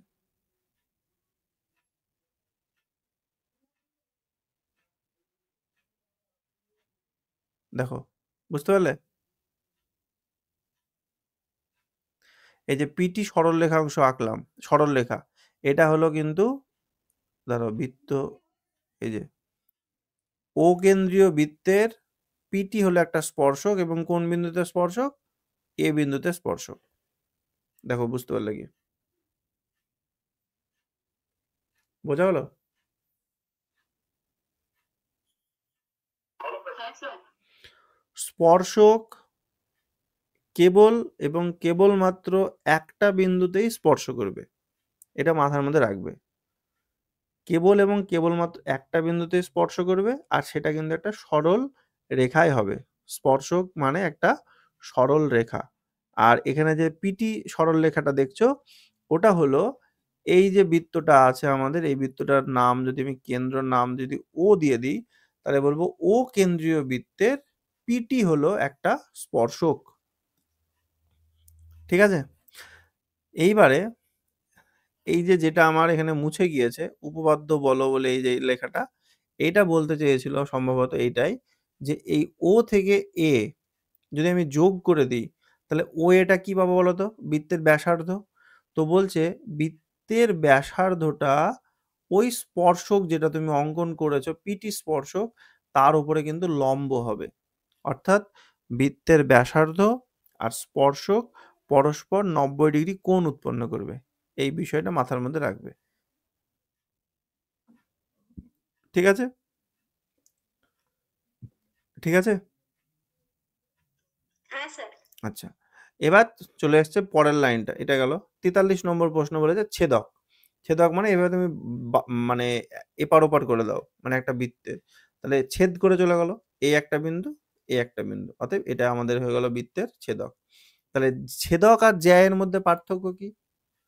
জ্যায়ে দেখো তুমি দুটো ফিক্সড পয়েন্ট পেয়ে যাচ্ছ, আর ছেদক দেখো ছেদ করে কিন্তু এদিকেও বেরিয়ে গিয়েছে, এদিকেও বেরিয়ে গিয়েছে। এ দেখো তুমি জ্যা যখন এখানে টেনেছিলে, দেখো এইটুকু জ্যা, প্রান্তবিন্দু এ বি, আর ছেদক মানে কি দেখো এপার ওপার হয়ে গিয়েছে বৃত্তটাকে, তাই না? এটাকে আমি ছেদক বলতে পারি। আচ্ছা, আর না আধা বৃত্তের অঙ্কিত কোণের মান, এটা আধা বৃত্ত বলতে এখানে বলতে চেয়েছিল অর্ধবৃত্ত। অর্ধবৃত্ত মানে তুমি যদি এরকম একটা বৃত্ত নাও আর তাকে যদি এরকম ভাবে মাঝ দিয়ে ভাগ করে দাও, তারপরে যদি তুমি এইখানে কোণ উৎপন্ন করো, এই কোণের মান সবসময় 90 ডিগ্রি হয়। অর্ধ বৃত্তস্থ কোণ সর্বদা 90 ডিগ্রি। এবার তোমাদের মনে প্রশ্ন হতে পারে কেন? দেখো একটু আগে যখন তোমাদের ওই অঙ্কটা দিয়েছিলে তখন বলেছিলে যে পরিধিতে যখন কোনো কোণ উৎপন্ন হয় সেই কোণের মান কেন্দ্রে উৎপন্ন কোণের অর্ধেক হয়। তাহলে আমাদের একটা বৃত্তের দিকে যদি ভালো করে তাকাও, এটা যদি আমাদের একটা বৃত্ত হয় আর বৃত্তের কেন্দ্র যদি এইটা হয়, আমরা যদি এই বরাবর ব্যাস টেনে দিই তাহলে এখানে উৎপন্ন কোণের মান হচ্ছে 180, আবার নিচের দিকেও 180। আর এখান থেকে যদি ওপরের দিকে আমি একটা কোণ টানি তাহলে এটা আমাদের হচ্ছে অর্ধবৃত্তস্থ কোণ। তাহলে এবার ভালো করে লক্ষ্য করে দেখো, এখানে যদি আমি এ আর বি নাম দিই আর এই চাপটার নাম যদি পি নিয়ে নিই, দেখো এই যে এপিবি চাপ, এই এপিবি চাপের সাপেক্ষে এটা হচ্ছে কেন্দ্রে উৎপন্ন কোণ আর এইটা হচ্ছে তার পরিধিতে উৎপন্ন কোণ। তাহলে কেন্দ্রে উৎপন্ন কোণের মান আমরা কত পাচ্ছি? 180। আর আমরা এটা জানি কেন্দ্রে যা হবে পরিধিতে তার অর্ধেক হবে, তাহলে এখানে কত হবে? 90। সেই জন্য সবসময় মাথার মধ্যে রাখবে অর্ধবৃত্তের অঙ্কিত কোণের মান সবসময় কত হবে? 90 ডিগ্রি। আচ্ছা, তারপরে যে প্রশ্নটা আছে এটা শুধুমাত্র আমার মনে হয় সবার জন্য নয়, যারা মোটামুটি একটু সায়েন্স ব্যাকগ্রাউন্ড আছে হয়তো তাদেরকে এই ধরনের প্রশ্নগুলো মানে ওনারা চাইলে করতে পারবেন। বিশেষ করে আমাদের লেখচিত্র সম্পর্কে যে প্রশ্নগুলো আমাদের থাকে সেখান থেকে। তো কার্তেশীয় জ্যামিতিতে তোমাদের এই প্রশ্নটা করেছে দুটো বিন্দুর মধ্যে দূরত্ব, ঠিক আছে?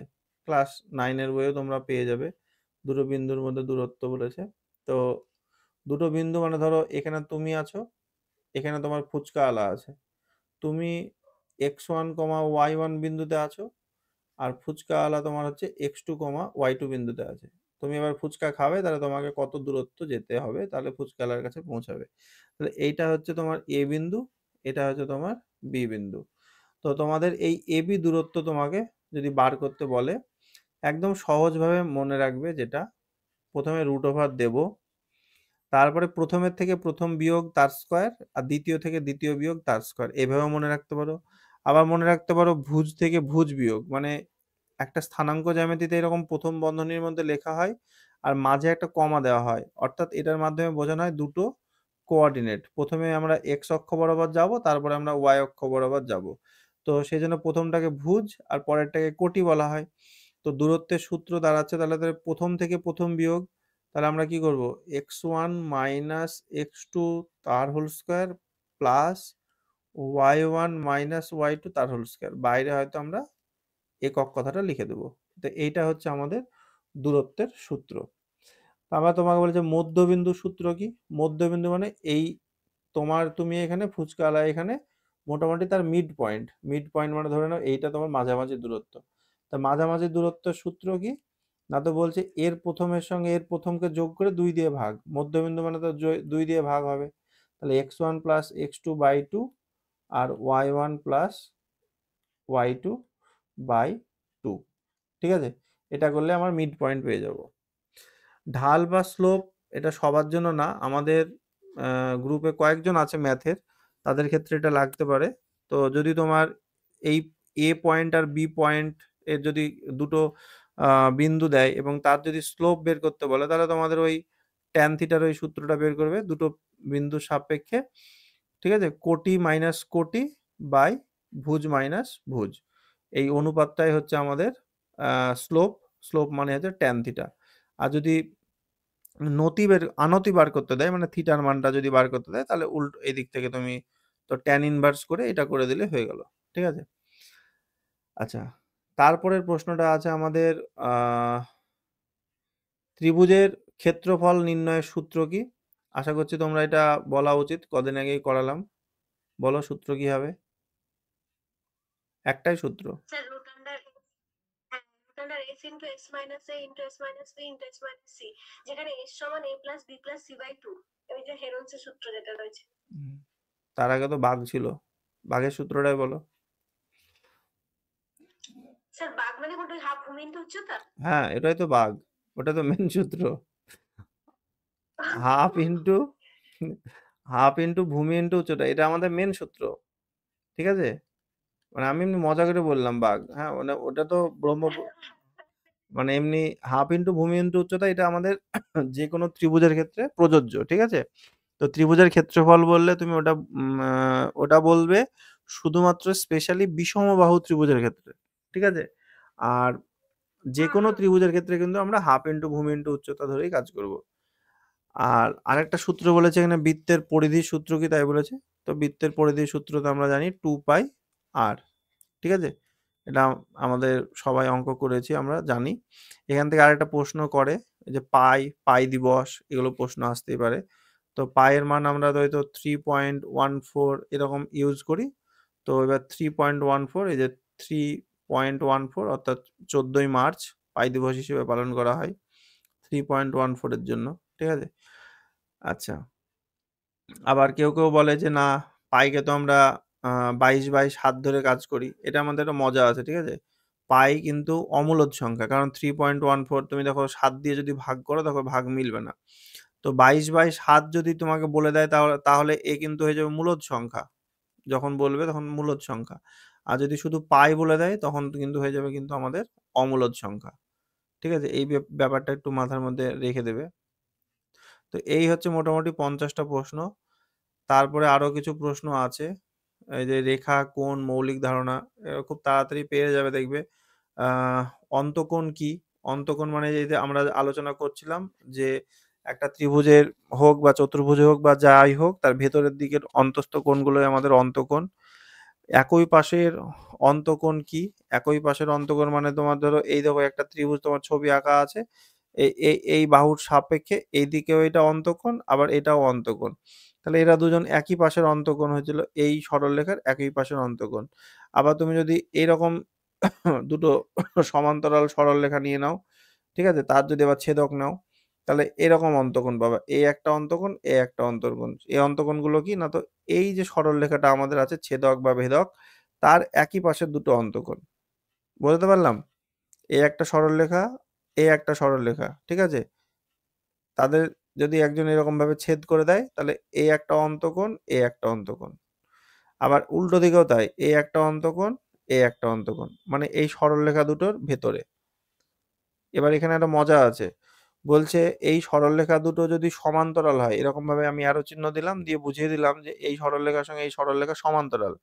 তাহলে মাথার মধ্যে রাখবে, এই যখনই সরলরেখা দুটো সমান্তরাল হয়ে যাবে, এটা আমাদের ছেদক বা ভেদক যে আছে তার একই পাশের এই দুটো অন্তকোণের যোগফল কিন্তু আবার 180 হবে। মানে এই দুটো কোণ যদি যোগ করো তাহলে 80 হবে, 180। আবার এই দুটো কোণ যোগ করলেও কিন্তু আমাদের 180 হবে। এটা কিন্তু অনেক সময় ধরে পরীক্ষায়। সমান্তরাল রেখা কি? তাহলে হয়তো দুটো সরলরেখা যারা কখনোই নিজেদের মধ্যে স্পর্শ করবে না, অর্থাৎ নিজেদের মধ্যে এরকম সমান দূরত্ব বজায় রেখে একদম অসীম দূর পর্যন্ত যদি বিস্তৃত হয়, তখন সেই সরলরেখা দুটোকে সমান্তরাল সরলরেখা বলবো। লম্ব রেখা কি? লম্ব রেখা ওই যে একটা সরলরেখার উপর আরেকটা সরলরেখা যদি দণ্ডায়মান হয় এবং তার উভয় পাশের উৎপন্ন কোণ দুটি যদি 90 ডিগ্রি 90 ডিগ্রি করে হয়, তখন আমরা বলতে পারবো যে একটা সরলরেখার সঙ্গে আরেকটা সরলরেখা কিভাবে আছে, লম্বভাবে আছে, এবং দুটো সরলরেখা পরস্পরের লম্ব রেখা। ঠিক আছে? অর্থাৎ একটা সরলরেখার উপর একটা সরলরেখা তো এরকম ভাবে কাত হয়েও থাকতে পারে, দণ্ডায়মান হয়ে, এরকম কাত হয়ে দণ্ডায়মান হয়ে যায়। তাহলে কোণ দুটো তো 90-90 হয়নি, তখন আমরা কিন্তু এই সরলরেখা দুটোকে লম্ব রেখা বলতে পারবো না। যদি দুই দিকে 90-90 তৈরি হয় তবেই কিন্তু আমরা লম্ব রেখা বলতে পারবো। তারপরে বলছে দুটি রেখা সমান্তরাল, মানে এটা সমান্তরাল লিখতে গিয়েছিল হয়তো। দুটি রেখা সমান্তরাল প্রমাণ করার একটি শর্ত বলো। মানে এই সরলরেখার সঙ্গে এই সরলরেখা যে সমান্তরাল তুমি কিভাবে প্রমাণ করবে? তাহলে আমি একটু আগে কি বললাম, এই দুটো সরলরেখা যে সমান্তরালে আছে তার প্রমাণ করার একটা শর্ত হচ্ছে তুমি এরকম ভাবে একটা ছেদক নিলে, ছেদক নেওয়ার পরে তুমি দেখাতে পারো এই ভেতরের যে অন্তস্থ কোণগুলো আছে এই দুটো কোণের যোগফল 180, এটা একটা উপায়।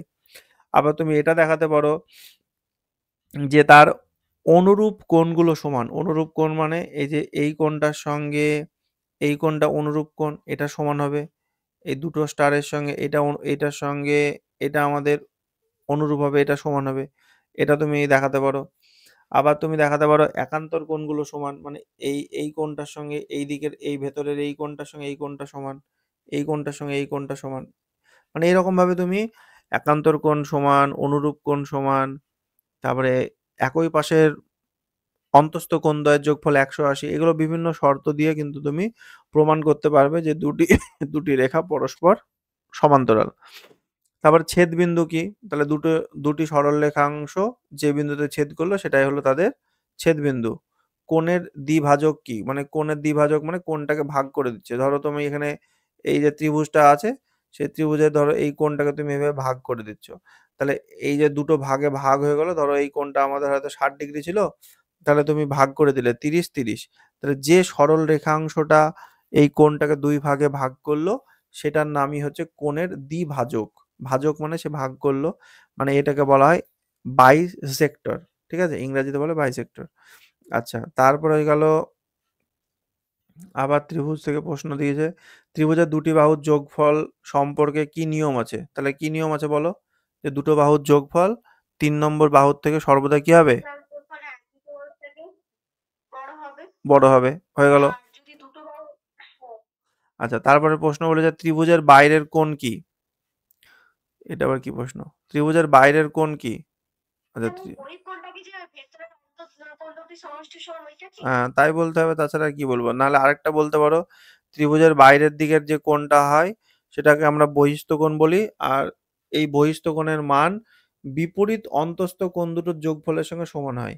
মানে এইটা যদি বহিস্থ কোণ ধরে নাও, তাহলে এর বিপরীত দিকে যে দুটো অন্তস্থ কোণ পড়ছে, এই একটা আর এই একটা, এই দুটোর যোগফলের সঙ্গে এ কিন্তু সমান হবে। তো তুমি কিন্তু এটাও বলতে পারো যে ত্রিভুজের বাইরের কোণ সেই কোণটির বিপরীত দুটো অন্তস্থ কোণের যোগফলের সঙ্গে সমান। ঠিক আছে? ওইটাই হবে, ওইটাই হবে, কারণ এটা পরের প্রশ্নটা তাই দিয়েছে। হ্যাঁ, ওই তারপরে এই যে হ্যাঁ, উপপাদ্যটা আছে, ওটাই বাইরের আছে। কোণ হ্যাঁ, উপপাদ্য বাইরের ওইটাই। কোণ উপপাদ্য মানে ওইটাই, যে একটা ত্রিভুজের যে কোনো ত্রিভুজের বহিস্থ কোণ বিপরীত অন্তস্থ কোণদ্বয়ের যোগফলের সঙ্গে সমান। ত্রিভুজ আঁকা সম্ভব হওয়ার একটি শর্ত বলো। এই সমস্ত প্রশ্ন ইন্টারভিউতে করতেই পারে। শর্ত কি হবে? ওইটাই বলবে যে একটা ত্রিভুজ আঁকতে গেলে স্যার আমার 3টে বাহু দরকার। হ্যাঁ, দুটো বাহুর যোগফল অবশিষ্ট বাহুর থেকে সর্বদা বড় হবে। তারপরে মিডিয়ান কি? মধ্যরেখা কি? একটু আগে বললাম, বলো। একটা ত্রিভুজের মধ্যমা কি? একটা ত্রিভুজের মধ্যমা মানে হ্যাঁ স্যার, শীর্ষবিন্দু থেকে বিপরীত বাহুর উপরে বিপরীত বাহুর মাঝখান মধ্যবিন্দুতে যে সংযোগকারী রেখা সেটাই মধ্যমা। একদম, এই যে ত্রিভুজের শীর্ষবিন্দু আর বিপরীত বাহুর মধ্যবিন্দু তাদের যোগফল, এটা আমাদের হলো ইয়ে মধ্যমা। তারপরে লম্ব কি? মিডিয়ান। হ্যাঁ, লম্ব কি? লম্ব হচ্ছে একটা ত্রিভুজের শীর্ষবিন্দু থেকে বিপরীত বাহুর উপর অঙ্কিত লম্ব লম্ব দূরত্ব। যেটা। হ্যাঁ, বাহুটা। লম্ব দূরত্ব, সেটাই লম্ব। তারপরে দ্বিভাজক, অ্যাঙ্গেল বাইজেক্টর, দেখো বাইজেক্টর লেখা আছে। তো দ্বিভাজক মানে কি? একটা ত্রিভুজের যে কোনো কোণের সমদ্বিখণ্ডকটাকে আমরা বলছি, তাদের হচ্ছে আমাদের অ্যাঙ্গেল বাইজেক্টর। ঠিক আছে? তারপরে প্রশ্ন আছে, দেখো ত্রিভুজের অসমতার সূত্র কি? এটা আবার কি প্রশ্ন? ত্রিভুজের স্যার ওটা অসমতা। ওইটাই কি, ওই যে দুটো ত্রিভুজের হ্যাঁ, একটি ত্রিভুজের যে দুটো বাহুর যোগফল তৃতীয় বাহুর থেকে হ্যাঁ, হ্যাঁ, বড় হ্যাঁ, হতে হবে, ওটাই কি? সেটা বলা যেতে পারে ত্রিভুজের অসমতা সূত্র হিসেবে। হবে না কোন কোন শর্ত হলে ওইটা হ্যাঁ, কি? হ্যাঁ, হ্যাঁ। না, ওইটা সর্বসম আলাদা। অসমতা মানে এখানে হচ্ছে দুটো ত্রিভুজ, হ্যাঁ, হতেও পারে, ঠিকই বলছো। অসমতা মানে ত্রিভুজ দুটো সমান না, তাহলে সমান না মানে সর্বসম হচ্ছে না, সেটাই আমাদের হ্যাঁ স্যার, এইটা না আমি দেখেছিলাম ওই চ্যাট জিপিটিতেই দেখেছিলাম, ওই অসমতার সূত্রতে ওই দুটো বাহুর যোগফলকে তৃতীয় বাহুর থেকে বড় বলছে, ওইটাই নাকি ট্রায়াঙ্গেল ইনইকুয়ালিটি রুল বলে বলছে। দেখো আমাদের অসমতা মানে কি? ইনইকুয়ালিটি, তাই তো? তাহলে অসমতা, হ্যাঁ স্যার, হ্যাঁ স্যার। আর ওটা হচ্ছে সর্বসম। হ্যাঁ, তুমি তোমারটাই ঠিক হবে, কারণ ইনইকুয়ালিটি মানে যে দুটো বাহু দেখা আছে, আমার একটা 5 নিলাম, একটা 6 নিলাম, আমরা বলতে পারছি 5 আর 6 7-এর থেকে বড় যোগফলটা। তাহলে অসমতা, সমান না, তাহলে এই 3টে বাহুরটাই বলতে হবে। ঠিক আছে? এটাই বলতে হবে। আচ্ছা, ইনইকুয়ালিটি মানে হচ্ছে এরকম, মানে ইকুয়ালিটি চিহ্ন থাকছে না, এরকম সমান চিহ্ন থাকছে না। আচ্ছা, তারপর বলছে ত্রিভুজের ক্ষেত্রফলে, এ তো হারণ তো না, এটা হেরনের সূত্র। তো এটা ওই যে তুমি যেটা বললে ওইটাই। এই যে রুট ওভার দিয়ে দিলাম, the S into S minus A, S minus B R S minus C, এত একক বর্গ একক। আর ওখানে আমাদের লিখে দিতে হবে এস হচ্ছে কি অর্ধ পরিসীমা, মানে A plus B plus C by 2। Similarity ত্রিভুজ কি? এটা একটা সমদৃশ্য বা সদৃশ যেটা বলছে, এটা একটা ভালো জিনিস, এটা একটু বলতে হবে। জায়গায় নেই, দাঁড়াও। তার মানে আরেকবার বলে দিই গল্পটা। 3টে ছবি বার করলাম, তোমার ছবি বার করলাম, একই পোজের একই ক্লিকের ছবি। সেই ছবিটা একবার তুমি ইন্টারভিউ ফর্ম ফিল-আপের ছোট করে পাসপোর্ট হিসেবে দিলে, ওই ছবিটা এবার তুমি 4, 6 বা 8, 10-এ বার করলে, ওই ছবিটা আরেকটা বড় করে বাঁধিয়ে নিলে। তাহলে এইখানে দেখো 3টে ছবিতেই তুমিই থাকলে একই রকম পোজে একই রকম ভাবে, অর্থাৎ তোমার আকৃতি কোনো পরিবর্তন কি হলো? না স্যার। পরিবর্তন হলো কিসের? শুধুমাত্র সাইজের। ছোট সাইজ, মাঝারি সাইজ, বড় সাইজ। তো এই ধরনের জিনিসগুলোকেই বলা হচ্ছে আমাদের সদৃশ। দেখো 3টে জায়গাতে তুমি আছো, অতএব এই জিনিসটাকে বলা হবে কি সদৃশ। দেখো বুঝতে পারলে কি? অর্থাৎ দুটো ত্রিভুজ যদি আমাদেরকে দিয়ে দেয়, এই একটা ত্রিভুজ আর এই একটা ত্রিভুজ, এই দুটো ত্রিভুজের যদি আহ, আকার যেমনই হোক না কেন, এই দুটো ত্রিভুজের আকার যেমনই হোক না কেন, যদি এদের দেখার যে শেপ বা আকৃতি সেটা যদি সমান হয়ে যায়, তখন বলবো আমরা এই দুটো ছবি বা ত্রিভুজ দুটো কিন্তু হবে কি আমাদের সদৃশ। এবার ধরো সদৃশতার উপরে থ্যালাসের উপপাদ্য আছে।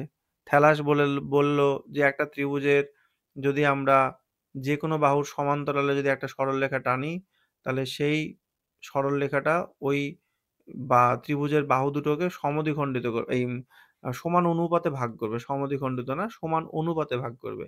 তো সেটা হচ্ছে থ্যালাসের উপপাদ্য। এবার সেই উপপাদ্যের সাহায্যে কিন্তু আমরা আরো ছোট ছোট বিষয়গুলো জানতে পারবো।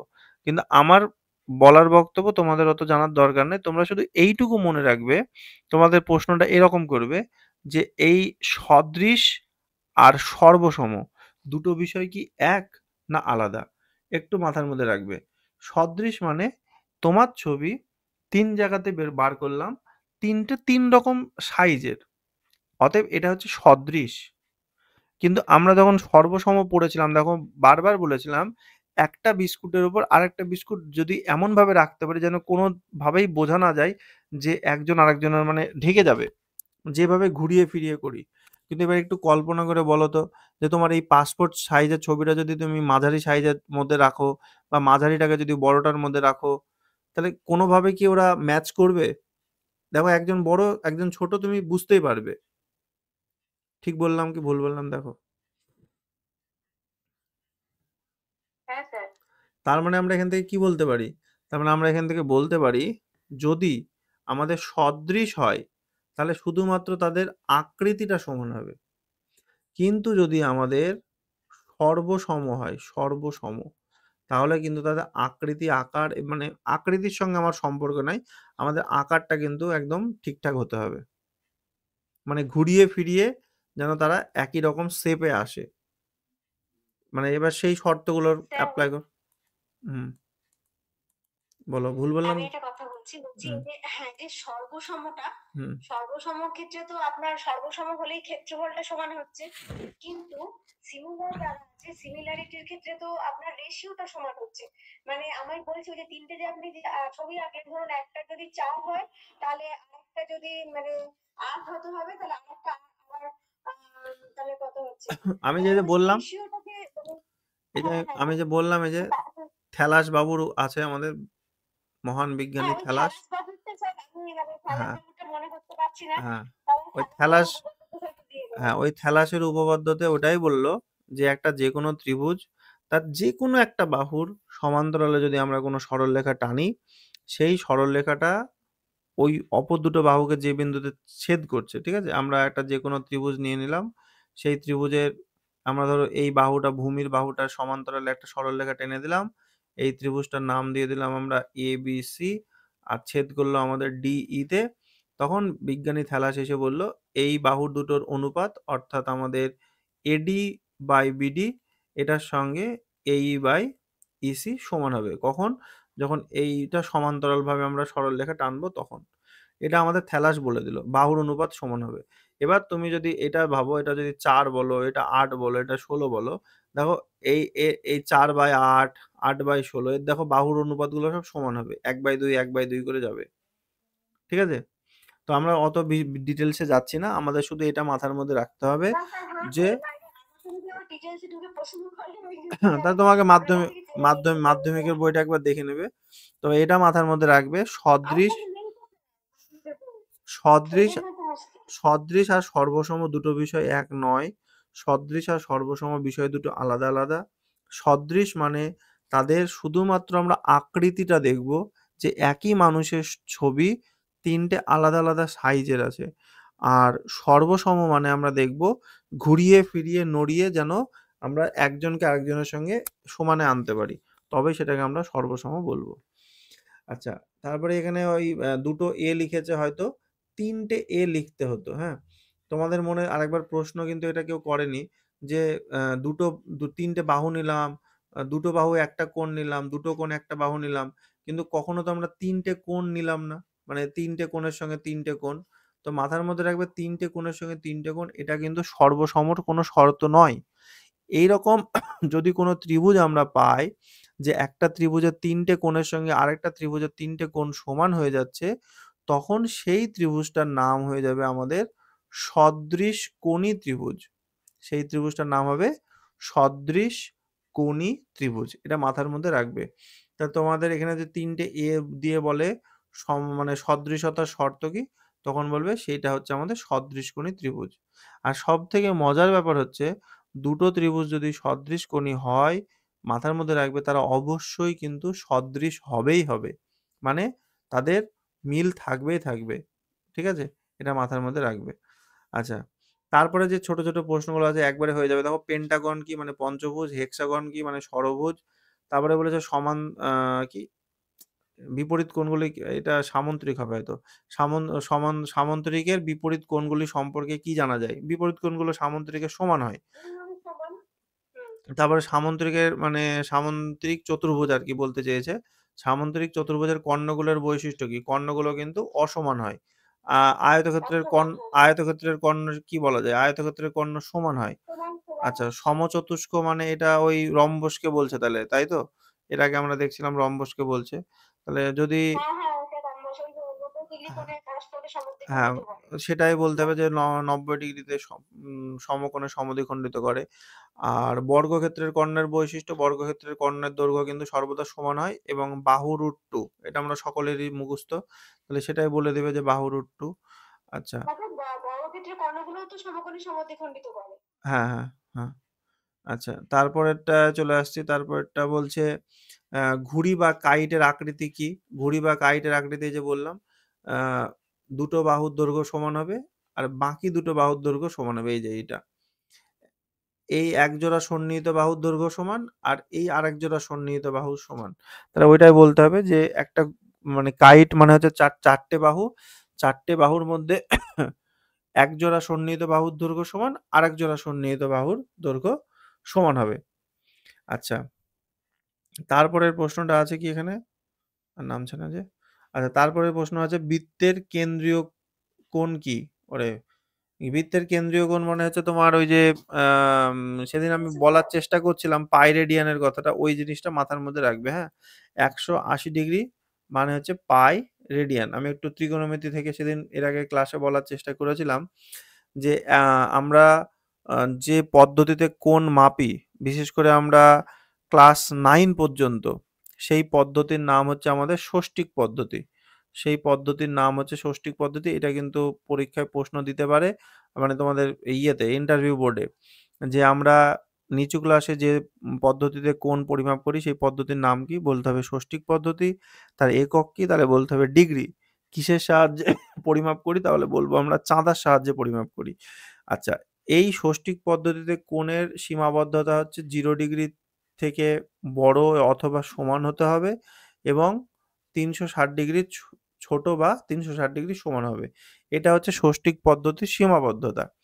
কিন্তু বৃত্তীয় পদ্ধতি বলছে যদি আমরা একটা বিন্দু কেন্দ্র করে যদি আমাদের একটা স্টার্টিং পয়েন্ট থাকে আর একটা সরলরেখা যদি এইরকম কোণ করে ঘুরে থিটা ডিগ্রি কোণ উৎপন্ন করলো, আরেকটু গেল ৯০ হলো, আরেকটু গেল ১২০ হলো, আরও একবার গেল তাহলে ১৮০ হলো, আরেকটু যেতে যেতে ধরো ২৭০ চলে গেল বা পুরোটা ঘুরে গিয়ে ৩৬০ গেল, তাহলে ষষ্ঠিক পদ্ধতি কিন্তু এখানে শেষ, আর কিন্তু হবে না।